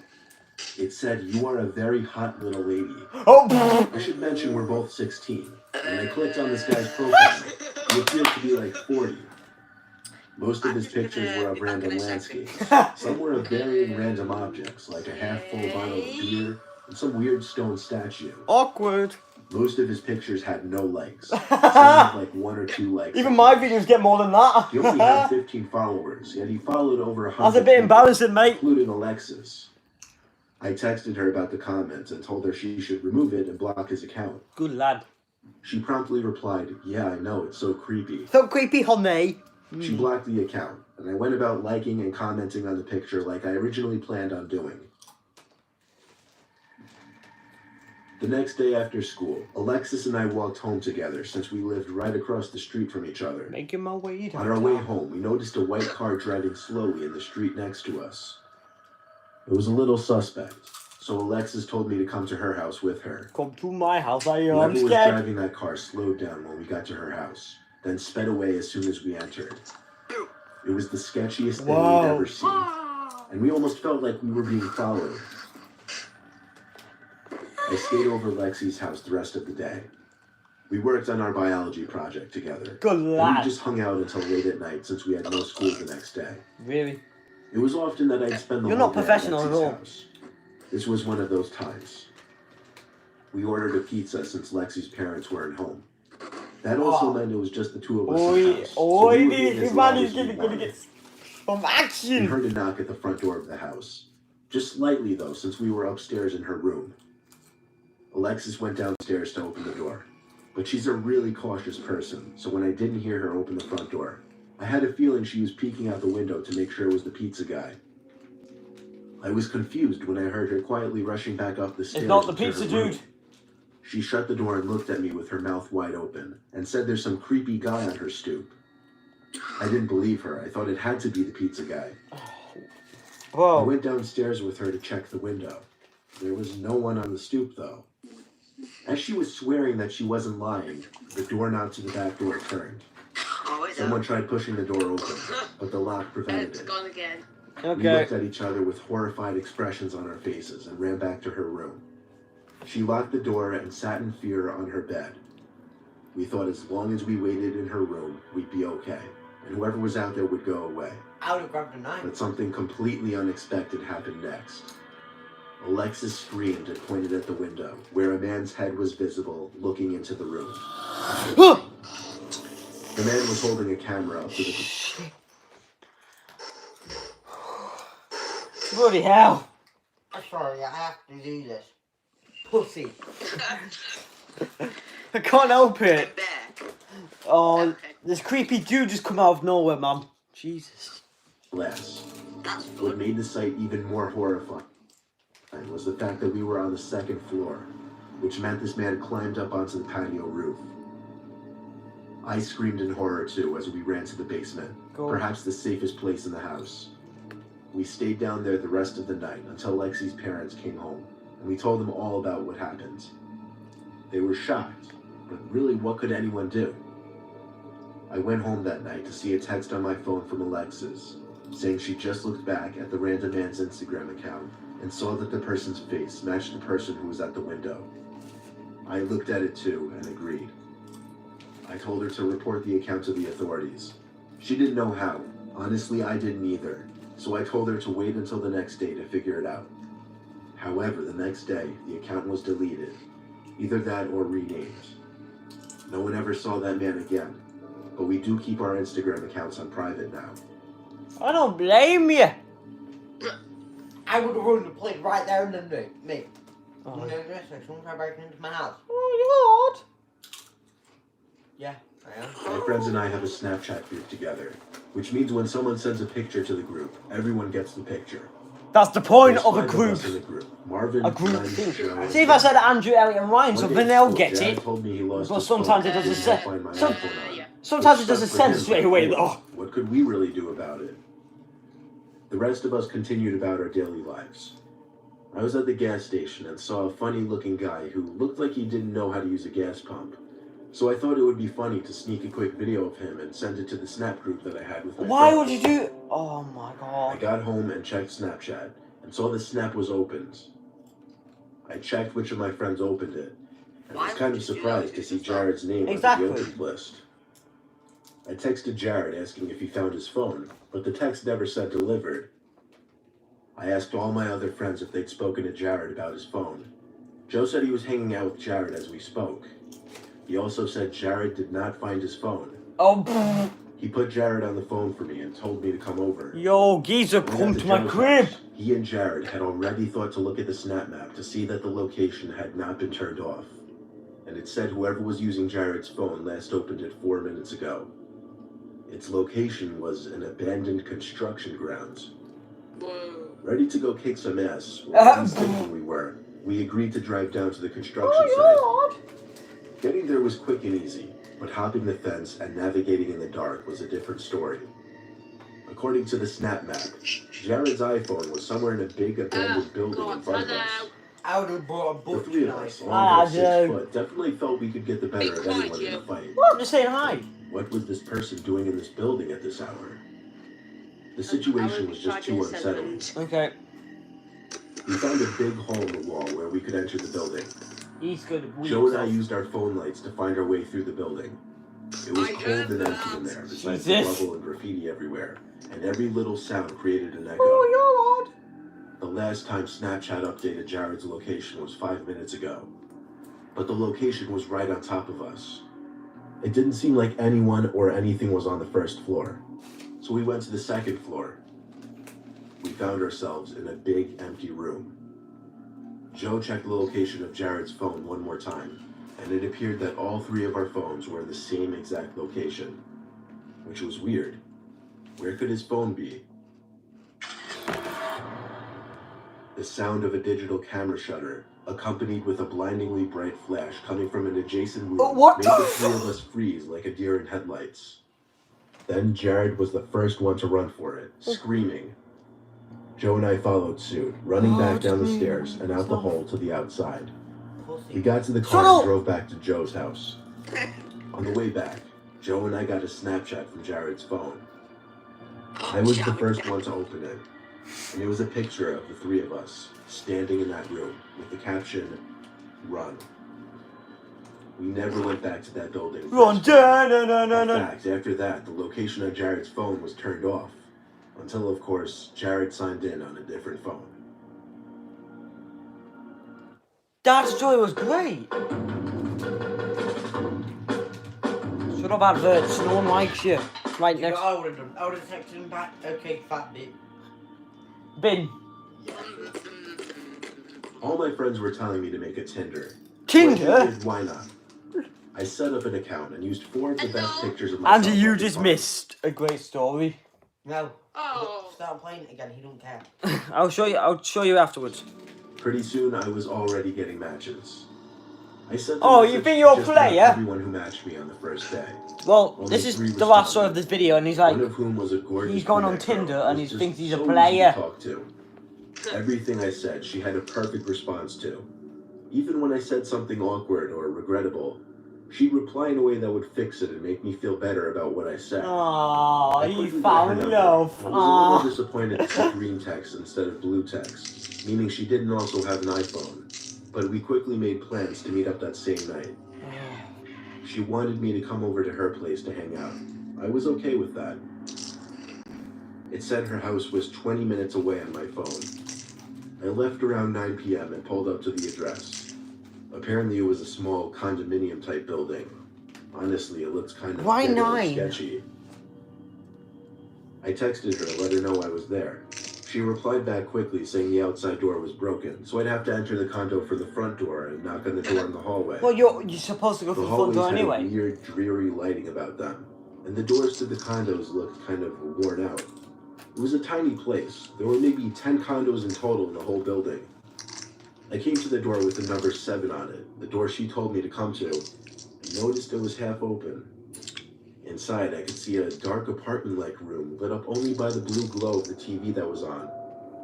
I knocked on the door, making it open a little more, making the crack between the door and the door hinges slightly bigger, which allowed What me the to hell see are you someone eating? standing behind the door, with their eye pressed up to the crack. You looking put me at off. It appeared they were waiting for me to enter, to catch me by surprise and grab me. Andrew, shut up. I figured this out right away, so I pulled the door shut and took the few seconds of time it might buy me to run back out the door I came in and back to my car. I drove home feeling like my heart was punching my chest the whole way back. I deleted my Tinder that same night and never touched the app since.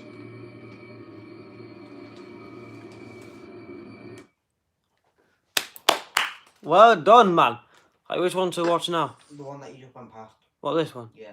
For God's sake, why are we doing this in chronological order from the video? What Because we can. do you mean? Because we can't. After this, we could watch Hotel Horror Stories. Yeah. Oh yeah, I think I watched that before, but who cares? I can't remember. It was like 8 months ago since I last did it. It wasn't. After these. Yeah, pass. So if you can hear me crunching, but I try not to make it loud. Okay. My partner and I got a breaking and entering call late one Friday night. I'd never responded to a call like that before, but it sounded serious. A young woman was home alone and heard footsteps downstairs, but when she was on the 911 call, the call was cut before she could give her location in the house. We arrived to the home and entered through the front door, which was left unlocked, which later proved to be how the break-in occurred. Both of us shouted police with our guns drawn, Police! expecting the suspect to be armed. We called out for Anna. Let me in, That it's was the the police. homeowner's name. FBI, open Never called up! back to us. We knew she must have been scared and didn't want to give away her position to the intruder. We checked the whole first floor, which was small and quick. There didn't appear to be a basement. A door shutting upstairs drew my partner and I's attention. I led the way upstairs. All the doors had been shut, so I couldn't really tell which door I had just heard. I told my partner to check that one while I checked this one. I turned the doorknob and kicked the door open, immediately lifting my gun into the air. It was a dark, empty room. I heard breathing in this room, though. It sounded like a woman's breathing. I looked at the closet door, which was slid slightly open, and I saw half a face, mostly someone's eye, peeking through the opening. Resting assured it was Anna, I lowered my gun and said, "Anna, it's okay, you can come out." But she didn't, and the breathing quieted. Then my partner in the next room over called, "Jason, I found her." Oh! My feeling that Oh, was plot something twist of a I century right ready there! to throw up. I raised my gun again and yelled, "Come out of the closet." Come out of He the... did not obey, so I called my partner into the room. He turned on the light, and we opened the closet together to see this disheveled, drugged-out woman holding one of her kitchen knives. With two guns pointed at her, Disgusting! she dropped the knife, and we brought her into the precinct. Wow. I'm trying to Thank God I was stationed in a safer area of town the next year, and I haven't gotten any breaking and entering calls since then. vodka the bitch quit. Bloody hell! As a Yeah, state that should trooper be for all 15 that years, noise. I've experienced my I didn't share of expect close that. calls and uncomfortable situations. Yeah. No. This happened over a decade ago when I was still relatively new to the job. I was on night patrol on an interstate about 2:30 a.m. I usually had my car parked near a bush to hide myself from view from oncoming speeding cars. But at this hour, I didn't really try to hide too much. I was moving my car and pulled into a gas station that sat on the side of the interstate. I'm just eating crisps, I'm hungry. It was closed, not because it was late, but rather it was temporarily out of service. I noticed two cars parked in the lot next to each other. There was nothing immediately suspicious about this, but I kept my eye out just because strange things happen at this hour. I parked my car in a way that I could watch the interstate as well as these two parked cars. I realized that I didn't see anyone in either of those cars, though. Now this was quite suspicious. The station was closed and there were no workers here. I exited my car with my hands on my belt and approached the two cars. I tapped on the windows for the both of them. Nobody in either of them, as I suspected. I began to walk around the lot as the occasional car zipped down the interstate. I went up to the glass of the closed gas station and knocked on it. I turned around, dumbfounded. Whose cars were these? Just as I imagined they could be in the woods somewhere, I heard someone running from around the building and ask for my help. He was some young 20-something-year-old man, like me at the time. He said his car wouldn't start and needed help. Now, I told him right away that I was no mechanic and that he'd need to call a towing company, but he practically begged me to just check under the hood for a second. Help me! He ran to his driver's side and popped the hood. I looked under the hood with him, not really knowing what to look for because I wasn't much of a car guy at the time. I asked if his battery died, and I looked at him. I took note that he was looking around very oddly. He replied, "I don't think so." I then looked at the car parked next to him. "Whose car is that?" I asked him. He said he didn't know. Oh, He yeah! to see if there was a porta potty in the back or something. I was reading through this kid's bullshit. Something was up here. As I looked back at the guy from the two cars, I saw him looking back at something or someone. I turned and saw another guy approaching me with a knife in his hand. I unholstered my gun and aimed it at him. Police! He dropped the knife and put his hand up. We both did. I immediately called for backup while keeping the two at gunpoint. I cuffed the one who was holding the knife, placed him in the back of my car, and then grabbed the second pair from my glove box and cuffed the second guy. When backup arrived, I went to the back of the gas station where the first guy had originally approached me from. A body. What I found there still holds up to be the most disturbing thing I'd ever seen in all of my years as a trooper. There were two fresh, dead bodies wrapped in garbage bags, cut up in 2 pieces each to fit in the bags. Along with them was also a shovel sitting on the concrete by the woods. The two were planning on burying the body somewhere in the woods off the interstate, and it seemed they were in a hurry. These two were a couple of the dumbest people I had ever interacted with, being that out of These anywhere in the photos state, are normal. they chose to bury two bodies off an interstate behind a gas station. Going to sleep at night knowing you almost had your throat slit by somebody on the job messes with you. And I didn't get much sleep for a while. Oh, you can't blame the lad, can you? You can't really blame him, can you? He nearly got killed on the job. That's a bit stupid, isn't it?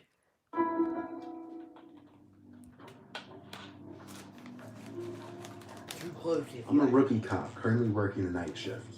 I'm just a normal patrol officer conducting traffic stops and responding Careful! to basic 911 Careful of the calls. equipment! 2 nights in a row last week, I was called to the same house. Dispatch had called me to check out the house as someone had dialed 911 and hung up.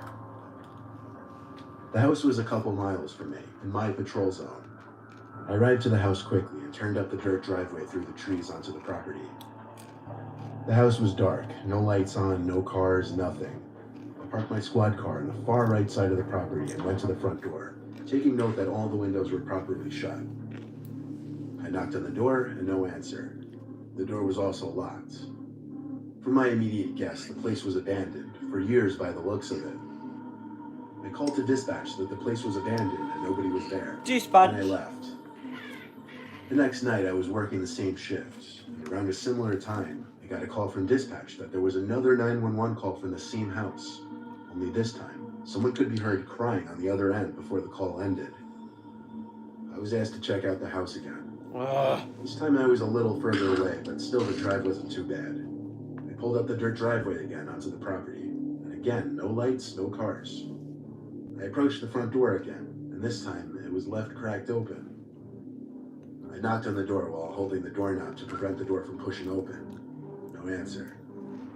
I called to dispatch that I would be entering the house, which I was cleared to do since the Good for backup. implied an urgent situation inside the house. I drew my gun and entered the house. I tried to find a light switch without luck. I had my gun in one hand and now my I'm gonna flashlight wee in myself the if I other. get scared one more time. The house was mostly silent, besides the sound coming from behind a closed door. It was the basement door. I called to dispatch for backup in a whisper.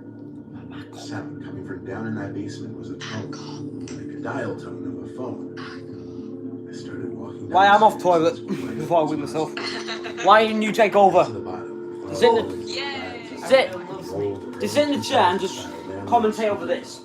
You back and quick to the The camera. phone was off the hook. It was playing the dial tone on speakerphone. I put the phone on the hook to silence the noise. Why would you Almost do as that? if it were planned to happen like this.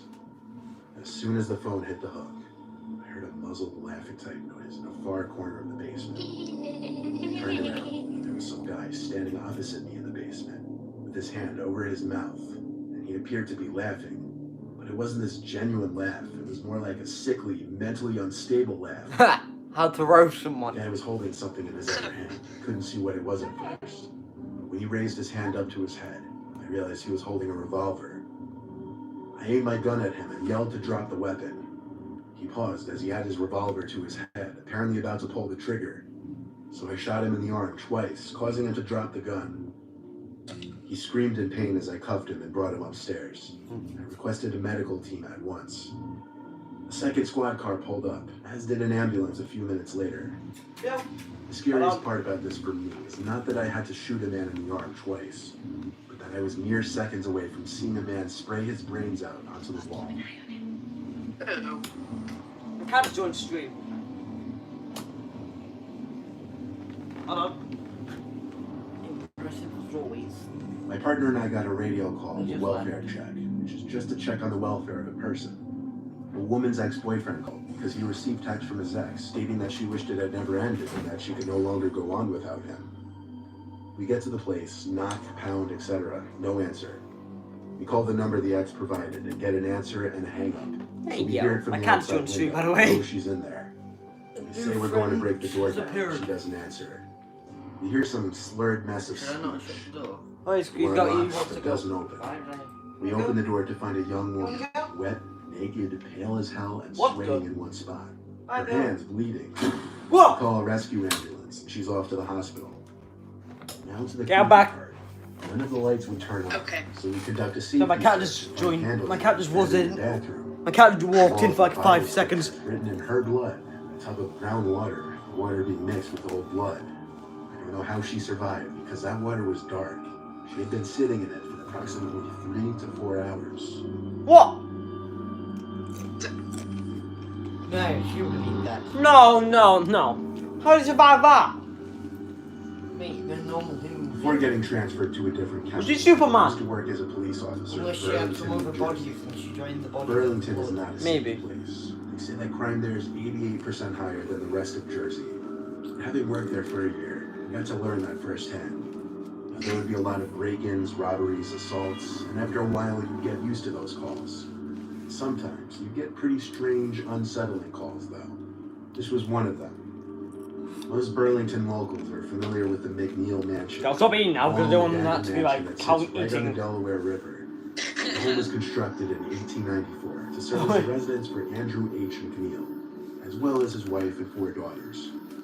The house had been abandoned and left to decay since 1974 and is now owned by the county. Sometimes there will be kids trespassing on the property to check it out. Bam! Sometime past midnight, I was told over the radio by Videoing me. dispatch to investigate the property, as there was a report by a neighboring house that there were some people seen hopping the fence to the property. Upon entering the property, I noticed a light coming from inside one of the upstairs windows. Part of me inside died a little as I realized someone was in there, and it was my job to go in and get them out. I requested backup into my radio and stated I would be entering the mansion to pursue a trespasser. Boy, back I up. scanned the outside of the house once more, looking for an entry point, and found one of the lower windows was smashed open and easily accessible, and that's how I made my way in. Right away, first thing I did was make my presence as a police officer known. I was inside what appeared to once be the living room of the mansion, rubble covering the whole floor. I heard footsteps upstairs. I shouted again, expecting them to come down the stairs. When they didn't, then it was my job to come up. I Oh, went up the no. stairway and started walking around. There was no way to hide my steps with all the litter and rubble on the ground. I heard something fall in a nearby room. Uh-oh. This is when the worry and fear really started to kick in. At this point, I had my hand on my gun holster, ready to react. Calm down, watchers. But let me tell you, having a gun doesn't make you feel invincible. I shouted again to try and draw out the trespassers from the room. You ever hear that dumb, overused quote, "I didn't sign up for this" in the movies? Well, I was pretty much feeling that exact way. I stepped into the room that I thought was where You're a the police noise had officer. come from. It was some small, weird room Check with a with your bunch of jaw, boy. windows with blurred glass film. There was a sliding closet door open about 3/4, so they had to be in there. I took out my pepper spray, gave one more warning that I was a police officer before yanking the closet open fully. It was empty. This made no sense. I looked around the room, and the windows. I looked to an outside deck, and there was someone standing behind one of them. Oh, I couldn't fuck! see anything about their feet. Jesus Christ. You can't pause it unless you want to get slapped.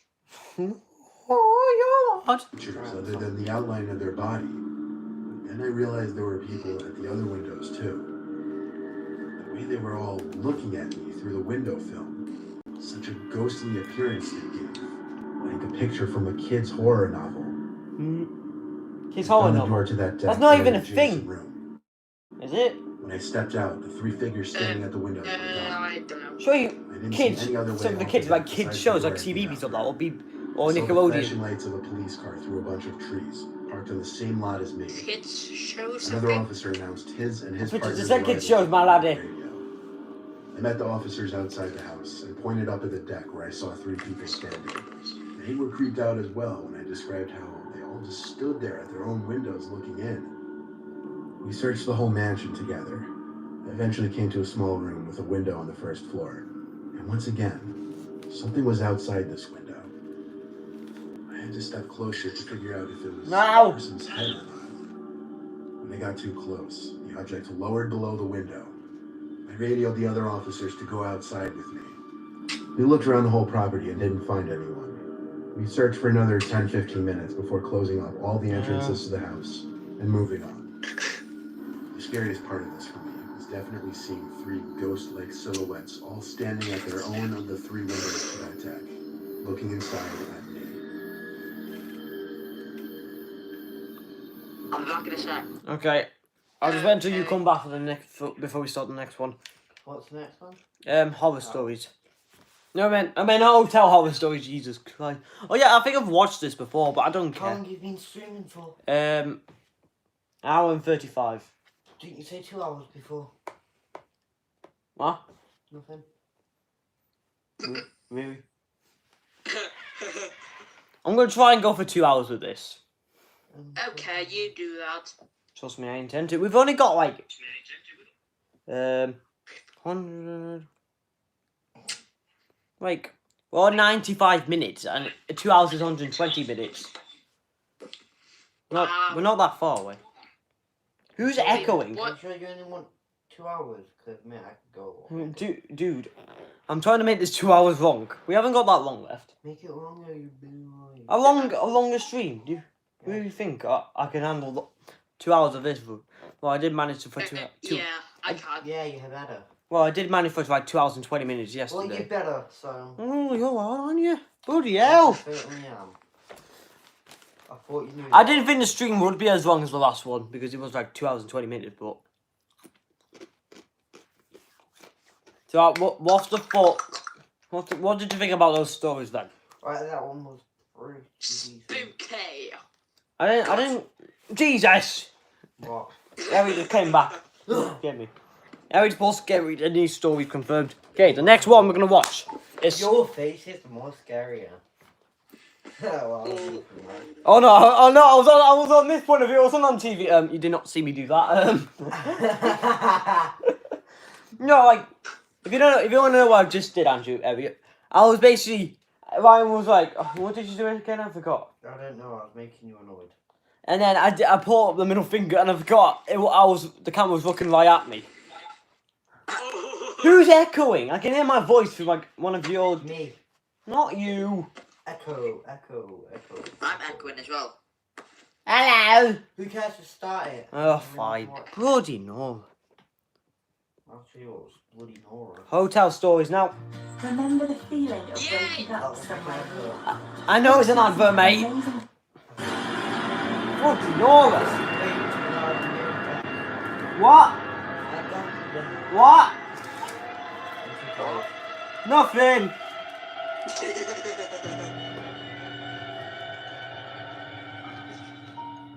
This happened in the summer, and I believe I was about 12 at the time. I was staying in a hotel in a fairly large city with my mom and my younger brother. We were visiting other extended family, but chose not to stay in their house. My brother is younger than me by a decent amount, so I was usually told to keep an eye on him. Oh. On the day we arrived, my mom told me to do just that while she checked us in and received our room card. So, my brother and I sat down on a couch in the lobby and relaxed a little bit. While we were sitting, a man in about his mid-40s walked into the hotel. The couch was facing the hotel doors, so I got a good look at him. I remember that he was very average looking. Describing his features in detail could generate several different images. The guy comes in and sits on the couch opposite ours. I didn't think anything of it until I realized that he didn't go up to the counter first. He just came in and sat down. It made me feel a little uncomfortable. What? Maybe I was being a bit paranoid. You're gonna go but for a long I thought walk. he might have followed us in. You never know. Thankfully, my mom called us over and told us that our room was ready. We left the lobby and went to our room. Shortly afterwards, we left the hotel to go meet family. I forgot about the man for the rest of the day. We returned at about 7, and my mom told us that we could go swimming in the hotel pool. Ooh. We all went to our room, changed, and went to the pool. A few minutes after we got into the water, the same man from before walked in and sat down. He was wearing jeans Of course and a he did. sweater, Of course so he did. definitely wasn't going swimming. Again, we didn't think much of it until I could see that my mom was visibly worried. She pointed him out to me, and she said that if he didn't leave within 5 minutes, we needed to go back to our rooms. 5 minutes passed and he was still there, so we got our things and left. Bye. By then, it was close to 8 o'clock. We had brought a rented movie to watch, so we planned to watch that. What and go straight movie to is bed. it? I noticed that my mom was a little on edge because of the man who had been watching us, and I got a little more worried myself, too. Halfway through the movie, my mom got up to get into the shower. While she was in there, someone knocked on the door and said, "Housekeeping." Oh, for God's sake.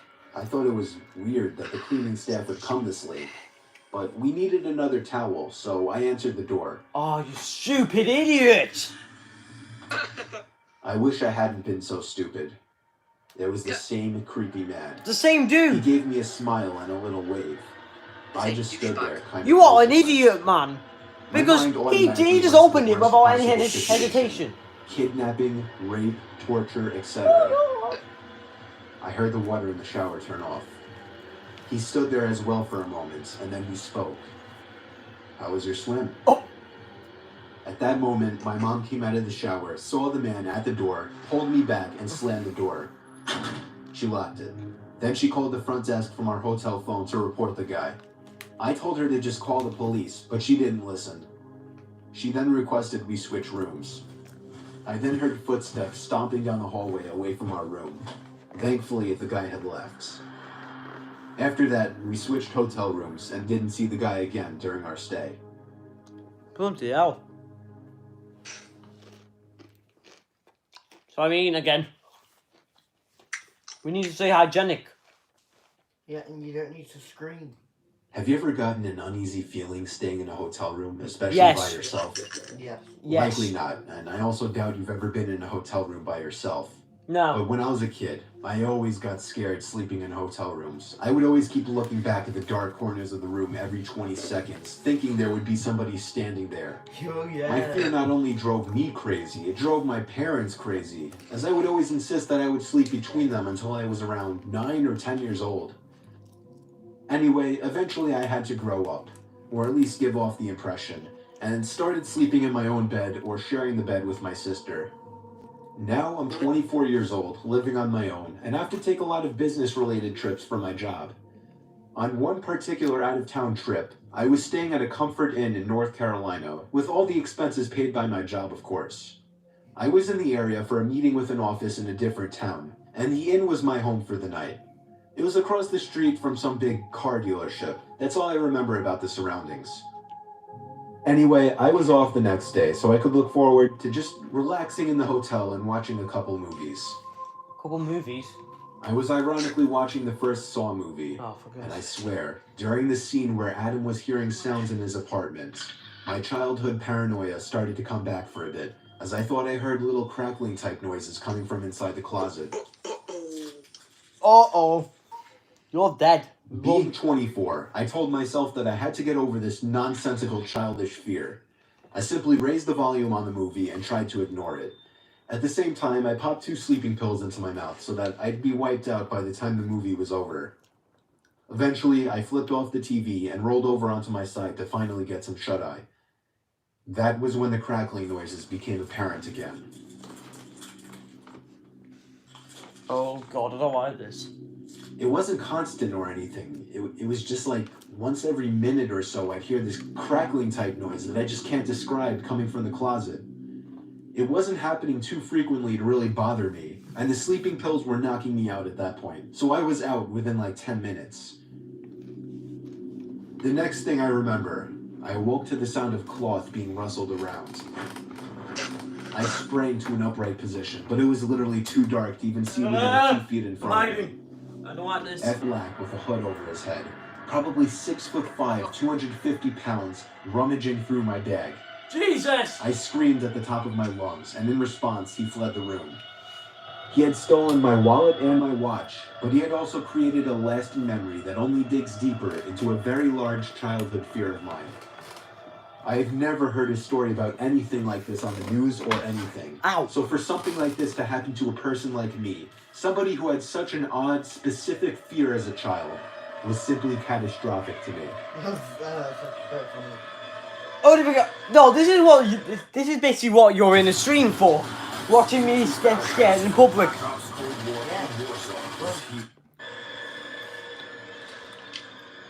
This is what has made the stream so much funner than yesterday's one. Because I only got scared. Yeah. When I was 7, I only got scared started to once, develop funny some enough. beef with my dad, who's a huge hothead.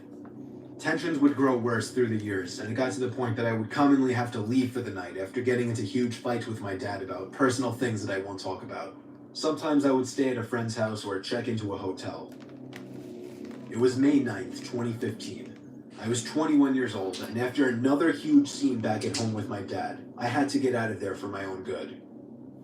I checked into a nearby hotel, the Quality Inn and Suites. It was literally half a mile from my house. I'd be throwing away a little less than $100 for it, but I had nowhere else to go. It was early this time around. Usually these outbursts happen around nighttime.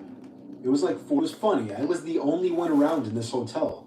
The pool was empty, the hallways were empty, even the lobby was empty, except for, of course, the desk worker. Then again, it was only May, and it wasn't like we lived in some huge vacation destination of a town. My room was in the middle of the hall on the second floor. I had no idea why I hung out in my room after the pool for a bit. That's when there was a very light tapping on the door. I waited for someone to get housekeeping, but they never did. Therefore, Can't be off, man. And to my surprise, even though I had the Do Not Disturb sign on the door handle, I heard the beep of the lock on the door, and then I heard the door slowly opening. The door, because there was a wall that blocked the view of the door from the bed. There was a pause, and I repeated myself, growing a bit curious. Suddenly, the door slammed shut. It actually startled me. I got up to actually go follow them and tell them that that was rude. When I stepped into the hall, I looked to my right. Nobody. I looked to my left, and at the end of the hall, I saw the right leg of a woman turning the left corner further down the hall before disappearing. How did she get there so fast, I wondered. She sprinted in it. I ran down to the end of the hall, and that's when I heard another door closing. When I turned the corner, nobody. Just maybe 20 closed, unoccupied hotel doors. I was so confused and honestly a bit freaked out. I went down to the front desk to complain about the rude employee. The woman at the counter said that must be Rosa. She said she would question her about slamming the door later on. I thanked the woman and then went out to eat at the nearby TGI Fridays down the road. When I got back to the room, I was on the phone talking to my mom, who said that I shouldn't come back because my dad was still super pissed. I entered my room and told her how depressed I was with all this fighting bullshit, and she understood. When I hung up, Don't swear in front of your mother. I wanted the night to be over. Don't swear in front of your mother, fam. I brushed my teeth, watched a little TV, and I'm went just to hiding sleep because I around swear 9 o'clock. something pops up in this. See, now it's gone I silent. awoke to a noise. At first, I didn't know what it was. I need the I pillow. rubbed Oh, I my need the eyes, pillow. sat up and listened. I need the pillow.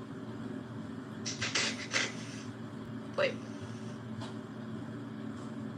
Hurry up, man. What? The edge of my bed towering over me. I screamed and felt like throwing up at the same time. It was a dreadful, horrifying feeling. The person then grabbed around my throat and started repeating the words, "You piece of shit." Oh, stop It swearing. was an older woman with a weak grip. I was able to escape easily. I ran to the door of the room. I heard her following me, but she stopped at the door when I ran down the hall. Bye. The woman at the front desk admitted that one of the employees had lost one of her master keys that had access to all of them. I was furious. Of course, I got a refund, gave some info to the cops, and then went home that night, where my dad actually showed something close to sympathy after I explained what happened. Ever since, I've actually never had to leave the house for the night, and I hope it stays that way. Oh yeah, and I have absolutely no idea whatever became of that crazy nutcase woman that tried to kill me. Bloody hell. Is it 2 hours yet, the stream? No, not yet. It's an hour and 49. What? So like 10 more minutes. Something like that. Anyway, Ryan wants me to go on longer. You're mad. Yes. Why longer? Because this is really good. We could do more of these streams. I said right now. Calm down. Oh, I'm being told. I'm being told here, boy. Yep, you are. By the way, there will be more of these streams. By the way, just in case, like, Ryan will be happy about that. Now do it! Oh, bloody hell! Do it before I I've start got a pillow right next to me. Alright, I'm about to start beating you up now. Okay. Calm down. Oh, calm down, fam. Ah, my back. I'm trying to switch over. Oh, God. Right, next story. Instagram stories. Wait, what? Instagram. No, I'm bored, Jacob.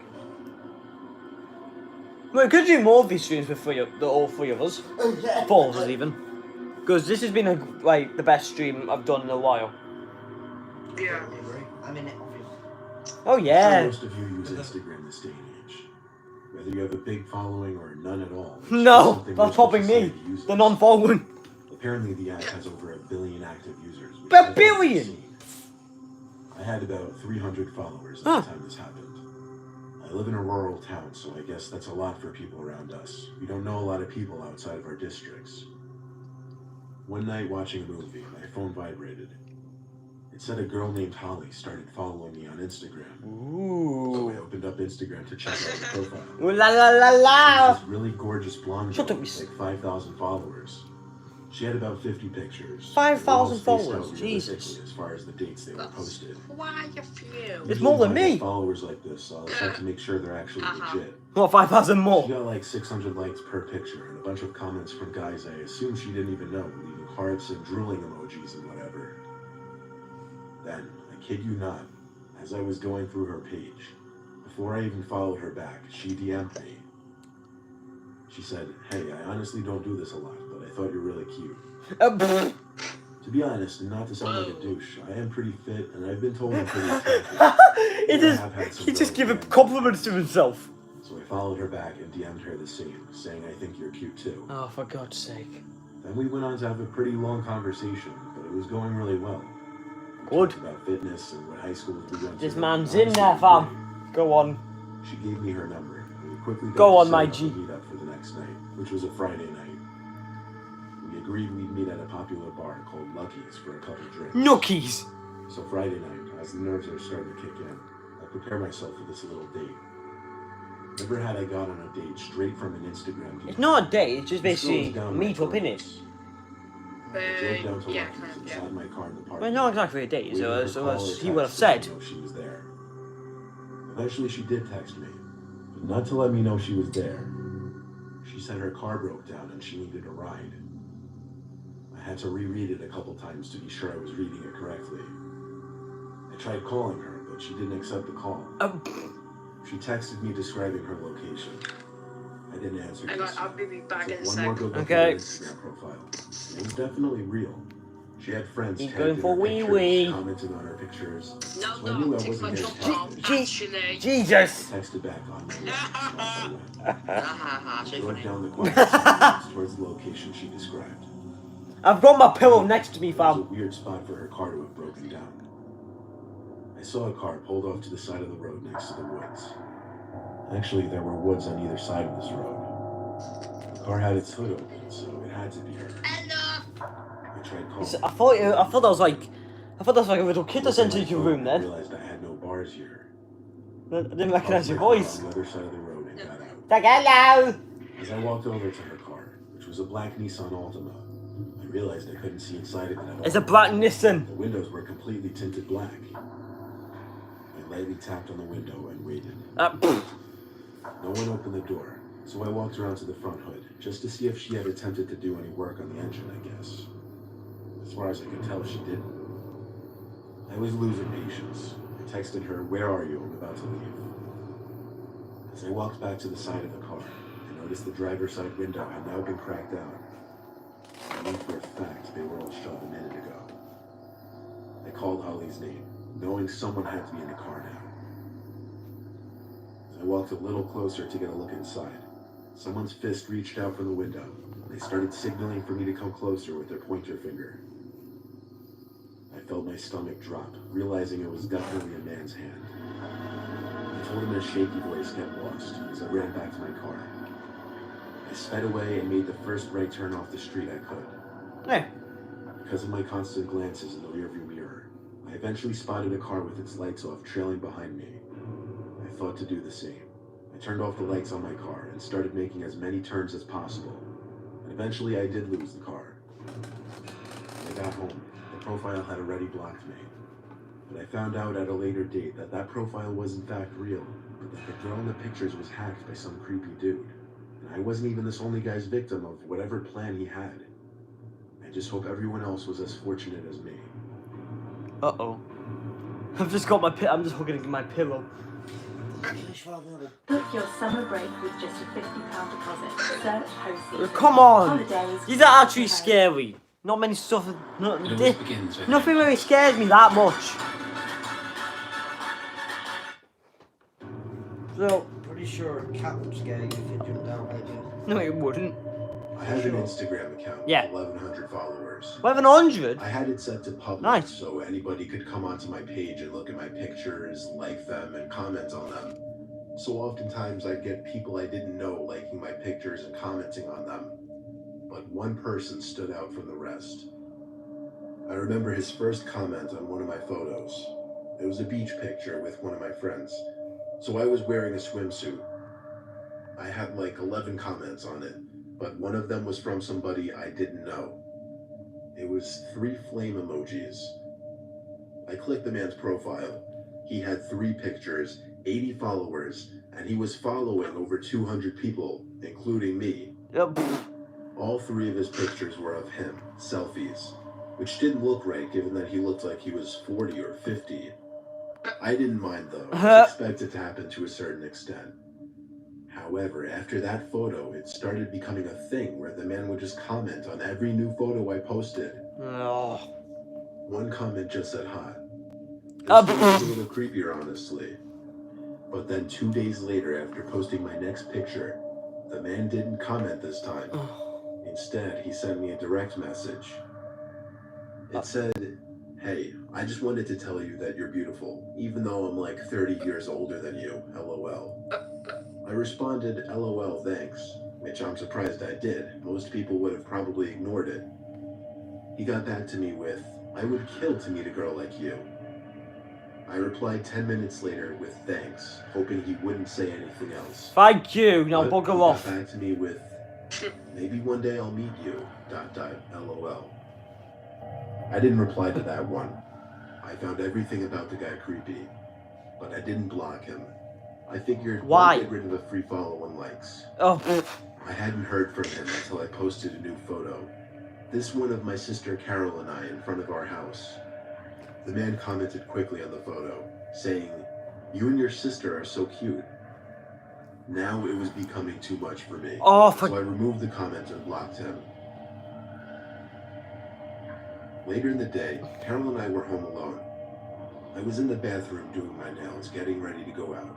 Oh, so it's a girl then. I thought it was a guy then, that would be a bit gay. The house through the window, but only the front. The rest of the car was covered by the bush that separates our front yard from the neighbors. The headlight shut off, but I didn't see anyone step out of the car. I took note of this only because we're on a dead-end block, so we don't get any through traffic. I shut the blind just because I was on full display. My sister was in her room on her laptop when the time came for me to leave. I didn't bother saying goodbye. Usually we just text each other that we're going out anyway. I went to my car, looking at the mysterious car, which revealed to be a Maxima. The tinted windows mixed with the darkness of the night made it impossible to see inside of it. I got in my car, did a 3-point turn, and drove down the one-sided street to the... Bloody hell, where did you come from? I went to a social gathering at a friend's house. I wouldn't call it a party, but a decent amount of drinking. Where the hell did you go? I cut myself off a little early since I knew I had to drive. Where did you go? I'll admit, and I don't condone this kind of behavior whatsoever. Oh. I was pretty tipsy when I was driving home. It was only a 5-minute drive though. All the time. I pulled up to my house, and the first thing I noticed was the Maxima still parked out front. I needed to know whose car was that. I passed it slowly, but still couldn't see inside of it. I parked and texted a few friends that I got home safe before stepping outside and walking up to my house. Just run inside, innit? I was eyeing that car parked out front all the way up to the front door, where I dropped my keys. At which point, for whatever reason, I was too scared to bend over and look for them. Instead, I rang the doorbell like 5 times so my sister would answer quickly. She never answered the door though, so I was forced to get on my knees and look for the keys. They actually landed right on the doormat. I opened the door and went inside pretty swiftly, taking one last look at the Maxima before shutting the door. She never answered. It was past midnight, but my sister was usually still up this late, so I dizzily but quietly walked up the stairs. Oh and no, down I'm the scared. hall towards the Was door. he done? What And happened? oddly enough, it was wide open, but the lights were out. Maybe she went out for once. Damn. I crept into the room, and my heart skipped a beat as my mind tried to put together the faint noise I was Are hearing. you sure about that, mate? It took me a while to Mate, I realize don't know. it was a whisper. The whisper of my sister was coming from the closet. The closet was cracked open, and I saw my sister peeping her eyes through the crack. She was visibly shaken and appeared to be crying. I knelt down next to her and opened the closet all the way, whispering, "What's going on?" She didn't say anything, though. She just kept putting her finger on her lips, telling me to be quiet. Oh God. I tugged at her arm to pull her out of the Oh, closet. God. And when she was out, I pushed the closet shut quietly. This revealed my sister's Dad. room again, as well as somebody clear as day standing direct center in my sister's room. I don't know if he was facing us or not, but that didn't matter. We've been live for 2 hours now, he he says. says. As we ran together. Yeah. I felt the vibrations of the man stomping close behind us. We went straight for the car. I was able to lock the doors without even a second to spare before the man chasing us tried the door handle. When he realized it was locked, he started bashing at the window with his shoulder, all while my sister was screaming and wailing, making the matter worse. Through the intensity of the situation, I still was able to make the connection. It was the same man who had been stalking me on Instagram. I had to do a three-point turn, but all the while I was honking the horn to get as much attention as possible from the neighbors. I think it worked because he got into his car, which turned out to be the Maxima, and did a three-point turn as well.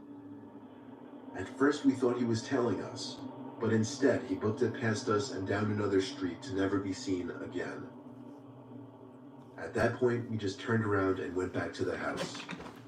I called our parents and then the police. The police were able to find out how the man broke in, through an upstairs window. He climbed up a ladder onto the awning and boosted himself up to the windowsill. I told the police about how he was stalking me on Instagram and must have somehow found my address when I posted my most recent picture with my sister, which included my house number. I tried to help them by giving the man's Instagram account, but when I went to the blocked accounts section, it was empty. That meant that the man already deleted his Instagram. Therefore, even if there is a way for Instagram to track deleted users, it didn't matter because I didn't remember the man's username. So I hate to say it, but there was nothing the police could do, and I knew it. I've since set my Instagram to private and really only accept follow requests from people I know now. I'm also a lot more paranoid and wary of posting revealing photos. You think you should run out to begin with? Yeah, bro. Why would you? Oh, for God's sake.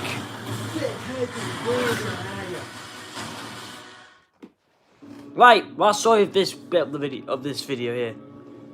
Okay. How much do you want me to go on for, Ryan? 3 hours. 3 hours? Oh I came across my! 3 something hours? recently You've that got to be freaking joking. me the hell out. No, you're deaf. Before I get What? into my discovery, deaf? let me What? just get into Are a you little deaf? backstory What? that makes the discovery even more disturbing. I think he said. For the Are past you few deaf? weeks or so, on Oh, several I Elliot, think he said. Elliot, did you hear what Ryan said? Yeah. He wants us to go on for 3 hours. You're mad. Hurry up, we'll start it or it will take 3 hours. What? Oh, you're odd. occasions Yeah, while no, either trying to sleep in my bed or doing something in my room with a light on at night, I would hear a single, faint yet audible tap on my window. I hardly want to call Shut it up, you scat. You want to take this out? because none of the sounds really resembled an intentional tap. It sounded more so like something accidentally being scraped or pressed against the glass very briefly. At first I thought it was just bugs flying into the window, but as the same sound kept happening at least 2 or 3 times a week, I started to get freaked out by it. So I told my dad, and he of course told me it's nothing, probably just bugs like I initially thought. So nothing happened for a few nights. But then, I got a text from a friend. Well, not a friend, just some guy I used to have a class with who somehow coerced me into giving him my number. He said, "Hey, I don't know if you remember me.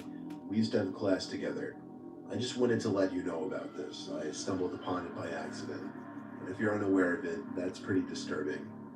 Then he added a link to the bottom of the message. I pressed it, and it took me to an Instagram page. The page was titled JP Unofficial. The those were my initials. But that wasn't the first thing I noticed. The first thing I noticed was the profile picture, which was me. And then 45 pictures uploaded to that account were all of me. Oh, They weren't like pictures that I took, though. They were all candid. I mean, like, Creep. they were pictures I never even knew were taken. Oh, Some were of me at the beach, some were of me sitting in my car. But the newer ones got even weirder. Some were of me in my backyard. And then the worst ones were the most recent. There were pictures of me in my room, from outside my window. Some of me sitting on my bed doing homework or texting. Others of me standing, with one even of me in my underwear. I felt sick. I felt like that's crying, normal. throwing up. All of the pictures had at least 2 or 3 likes. Some had comments. Comments? Comments pointing out how wrong this is. They were comments encouraging it, saying things like, go for it, or hot, or what I'd do if I could get my hands on her. The captions on the photos, too. They were all things like, the love of my life, or she went to the beach today, or I just like to watch her. Oh! My mouth was twitching, tears down my face. I was so disturbed. Is this meant to be an Instagram story or is it a stalker story? And then there was a sound again at the window. The sound. The unintentional scrape or tap. And then it clicked. I'm hiding. Makes sense now. When I put 2 and 2 together, I simply snapped. I lost it and screamed louder than I'd ever screamed before. My dad came rushing in with open arms to hug me and ask what's wrong. I showed him the Instagram page and explained the tabs at the window. Well, explained is a stretch. I was a mess and could barely speak clearly. My dad's expression went from gentle to horrified to downright angry. He rushed outside screaming, He's like, scene for the I'm going to kill you. Stalker. He then came inside and called the police. I gave the police the Instagram account and requested they track it as soon as possible. Right now, right. Law enforcement put the request into Instagram. By the time it was received, the account was deleted, but it didn't matter because Instagram was still able to recover the info, and the usage was traced to an old iPod Touch. Unfortunately, the device was untraceable. It was either destroyed or it had its Wi-Fi turned off permanently. My dad saw how messed up I was, and he plans on moving us out of the house within the month. Luckily, there haven't been any new sounds, but I've also made sure to keep all my blinds shut 24/7, and always make sure I'm not being tailed while driving. All I could think to say to everybody is keep your Instagram private and always be alert to your surroundings. Woohoo! How do you do that? Shut up. No, like this dude, he has like 40, he had like 45 pictures on that account and was all of the same person. Go on, that one. Oh no, come on. What the Fortnite horror stuff. Oh yeah, that was the first one. That was like, He left. I know, but that was like the first video I did of the dude. I watched Fortnite stories. That's when Fortnite was actually popular at the time. Yeah, 2 years ago, good. It was like 1 year ago when I actually made that video. I'm going to cook a beautiful salmon dish with Saligur blue cheese. Fam, I don't care. I don't care, geezer. How long is this video anyway? 2 years. 15 minutes. Are you sure it feels like 2 years? Wait, what do you want? My Why older is there sister a piece of Jen is fish? 5 years older than me, and this story also happened 5 years It was ago. an advert, Rogers.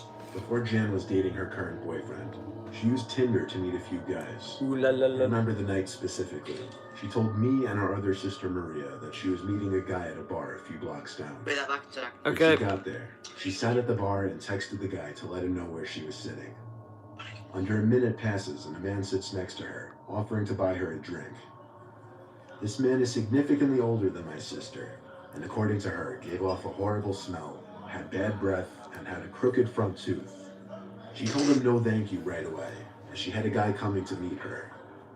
The man didn't get up just yet. He kept sitting there, said he'd buy her a drink in the meantime before her date got there. Jan felt very uncomfortable and asked the man to please leave her alone. The man got up from the bar stool. Jan told us she did a side glance to see where the man had gone, and she said he sat at one of the nearby table booths. Jan texted her date about what just happened and asked him to please hurry. There wasn't a response, so she sits there a few minutes, texts again, "Where are you?" This time the guy responds, "Running late, get a drink or two without me." Now, this was an odd text. I'm guessing that's to do. Shut Shut up.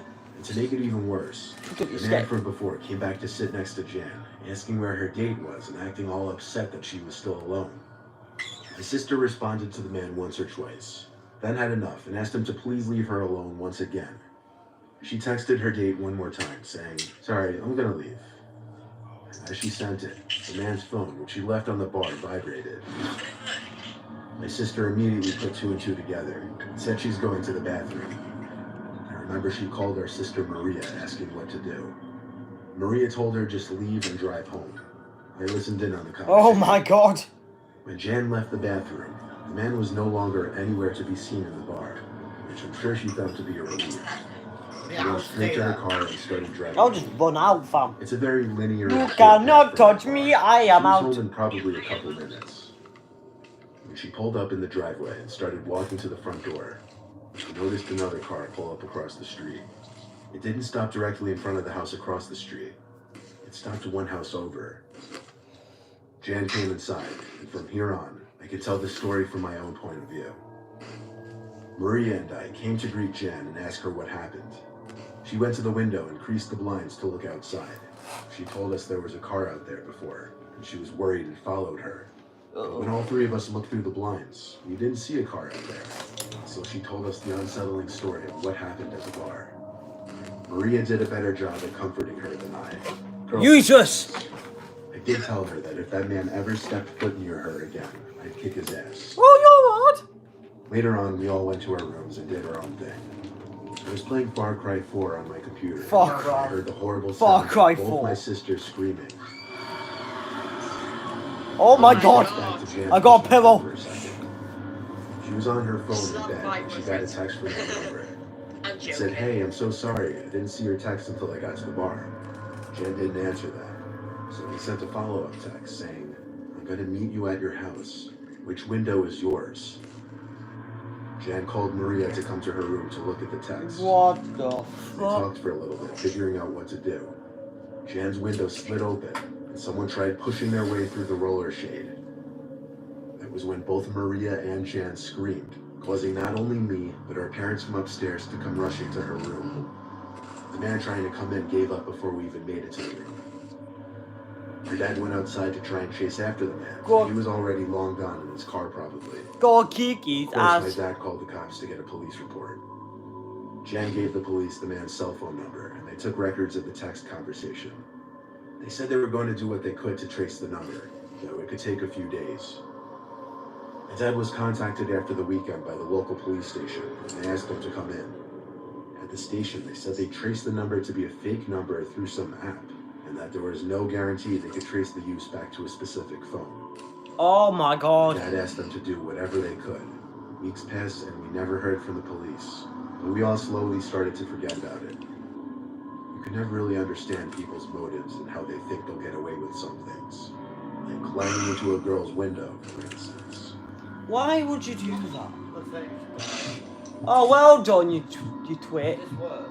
Yes, should work. Man, you have to put it in a I've been specific. using the app Hinge to meet new people in the town Oh. I just recently moved to. I matched this girl, Kate. She was about 7 years older than me. Yeah, I know, a bit of a gap. She's 30, I'm 23. It was my idea to meet her at for some God's small sake. restaurant in town. I waited in my car. Just in the leave it parking on lot for her to charge. pull up. I'm trying to get For it some to reason, work. she was having trouble finding It is me. working! She asked me to start sharing my location with her. Like Ryan, you're on the After equipment doing so, off. she shortly after Your pulled foot's on up the in some equipment. lemon of a car, old beater Honda. Good lad. I actually felt a sense of I don't want disappointment. to knock, when I saw knock it anything was over her because it'll stepping take the out ages to there. put it back up again. I went out to hug her. And plus, I can't edit that out. She wasn't a hugger though, so I shamefully put my arms back down. Bad start, I was thinking in my head. When we sat We've down got on like the table inside, 45 I was able minutes to until see 3 that she hours. looked different from her pictures. Yeah, you got Worse, like She was Hold the on, girl in the let me just picture, pause sure. it real quick.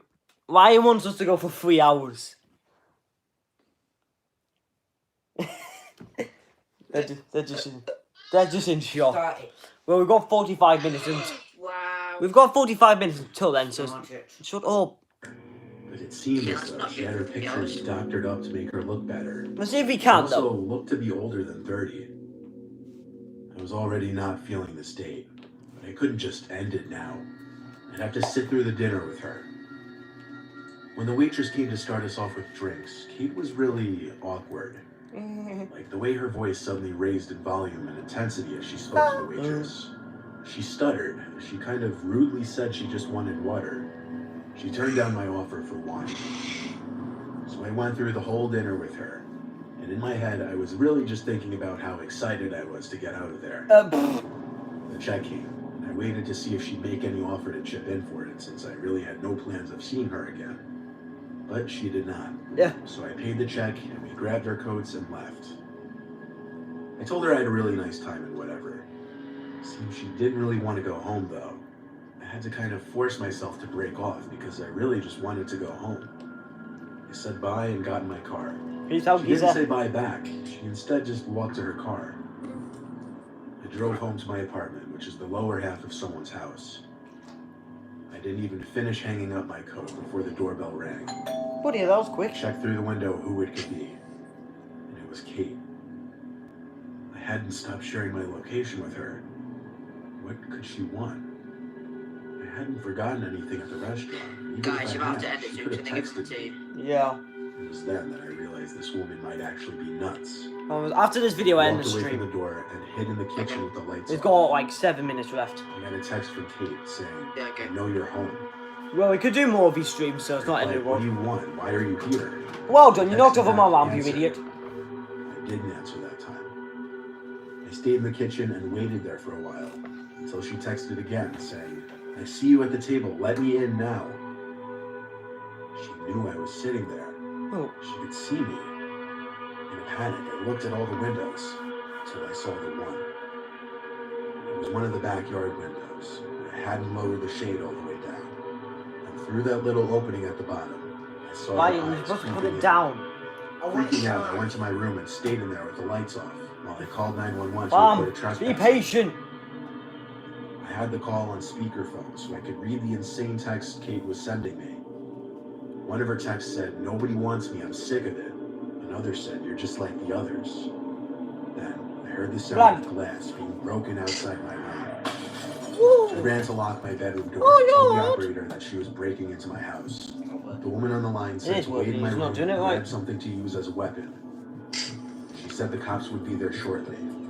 Kate tried the doorknob to my room, and when it wouldn't open, started pounding angrily, yelling for me to open up. I told the 911 operator to send the cops in through the back, as that was how she broke in. Luckily, this town seems to have a fast 911 response time, because cops were there in minutes. 3 cop cars, actually. I heard the cops telling her to calm down. That was when I opened the door to see 4 cops around her, with her being already in cuffs. She was taken away and charged with breaking and entering and some other charges. Good I lad. had the option to take her to civil court for damages to my property, but the time and lawyer fees would be more than the cost to just fix the window, so that's what I did. I did get a restraining order against Kate, though, who I later learned her real name was actually Pamela Castillo. What a lad. Story 3. It was my first date with a girl from an online dating website. I offered to have her over and cook for her. How old are you? I'd been out of the dating scene for a long time, since I recently broke up with my girlfriend at the time. Oh, I thought you said it's your first day. The It's like, woman's you name was mad? Amelia. She was 26. I was 32 at the time. I didn't really think having her over for dinner before meeting her was weird. If anything, it would be more relaxed and comfortable than meeting at some bar or restaurant. I was cooking some penne alla vodka with garlic bread and wine, my favorite combo. Amelia arrived around 6:30. I welcomed her in and asked her to take a seat at one end of the kitchen table. I was finishing up the food as I tried to get to know her. She wasn't as talkative as I was expecting based on her appearance. I had to lead most of the conversation.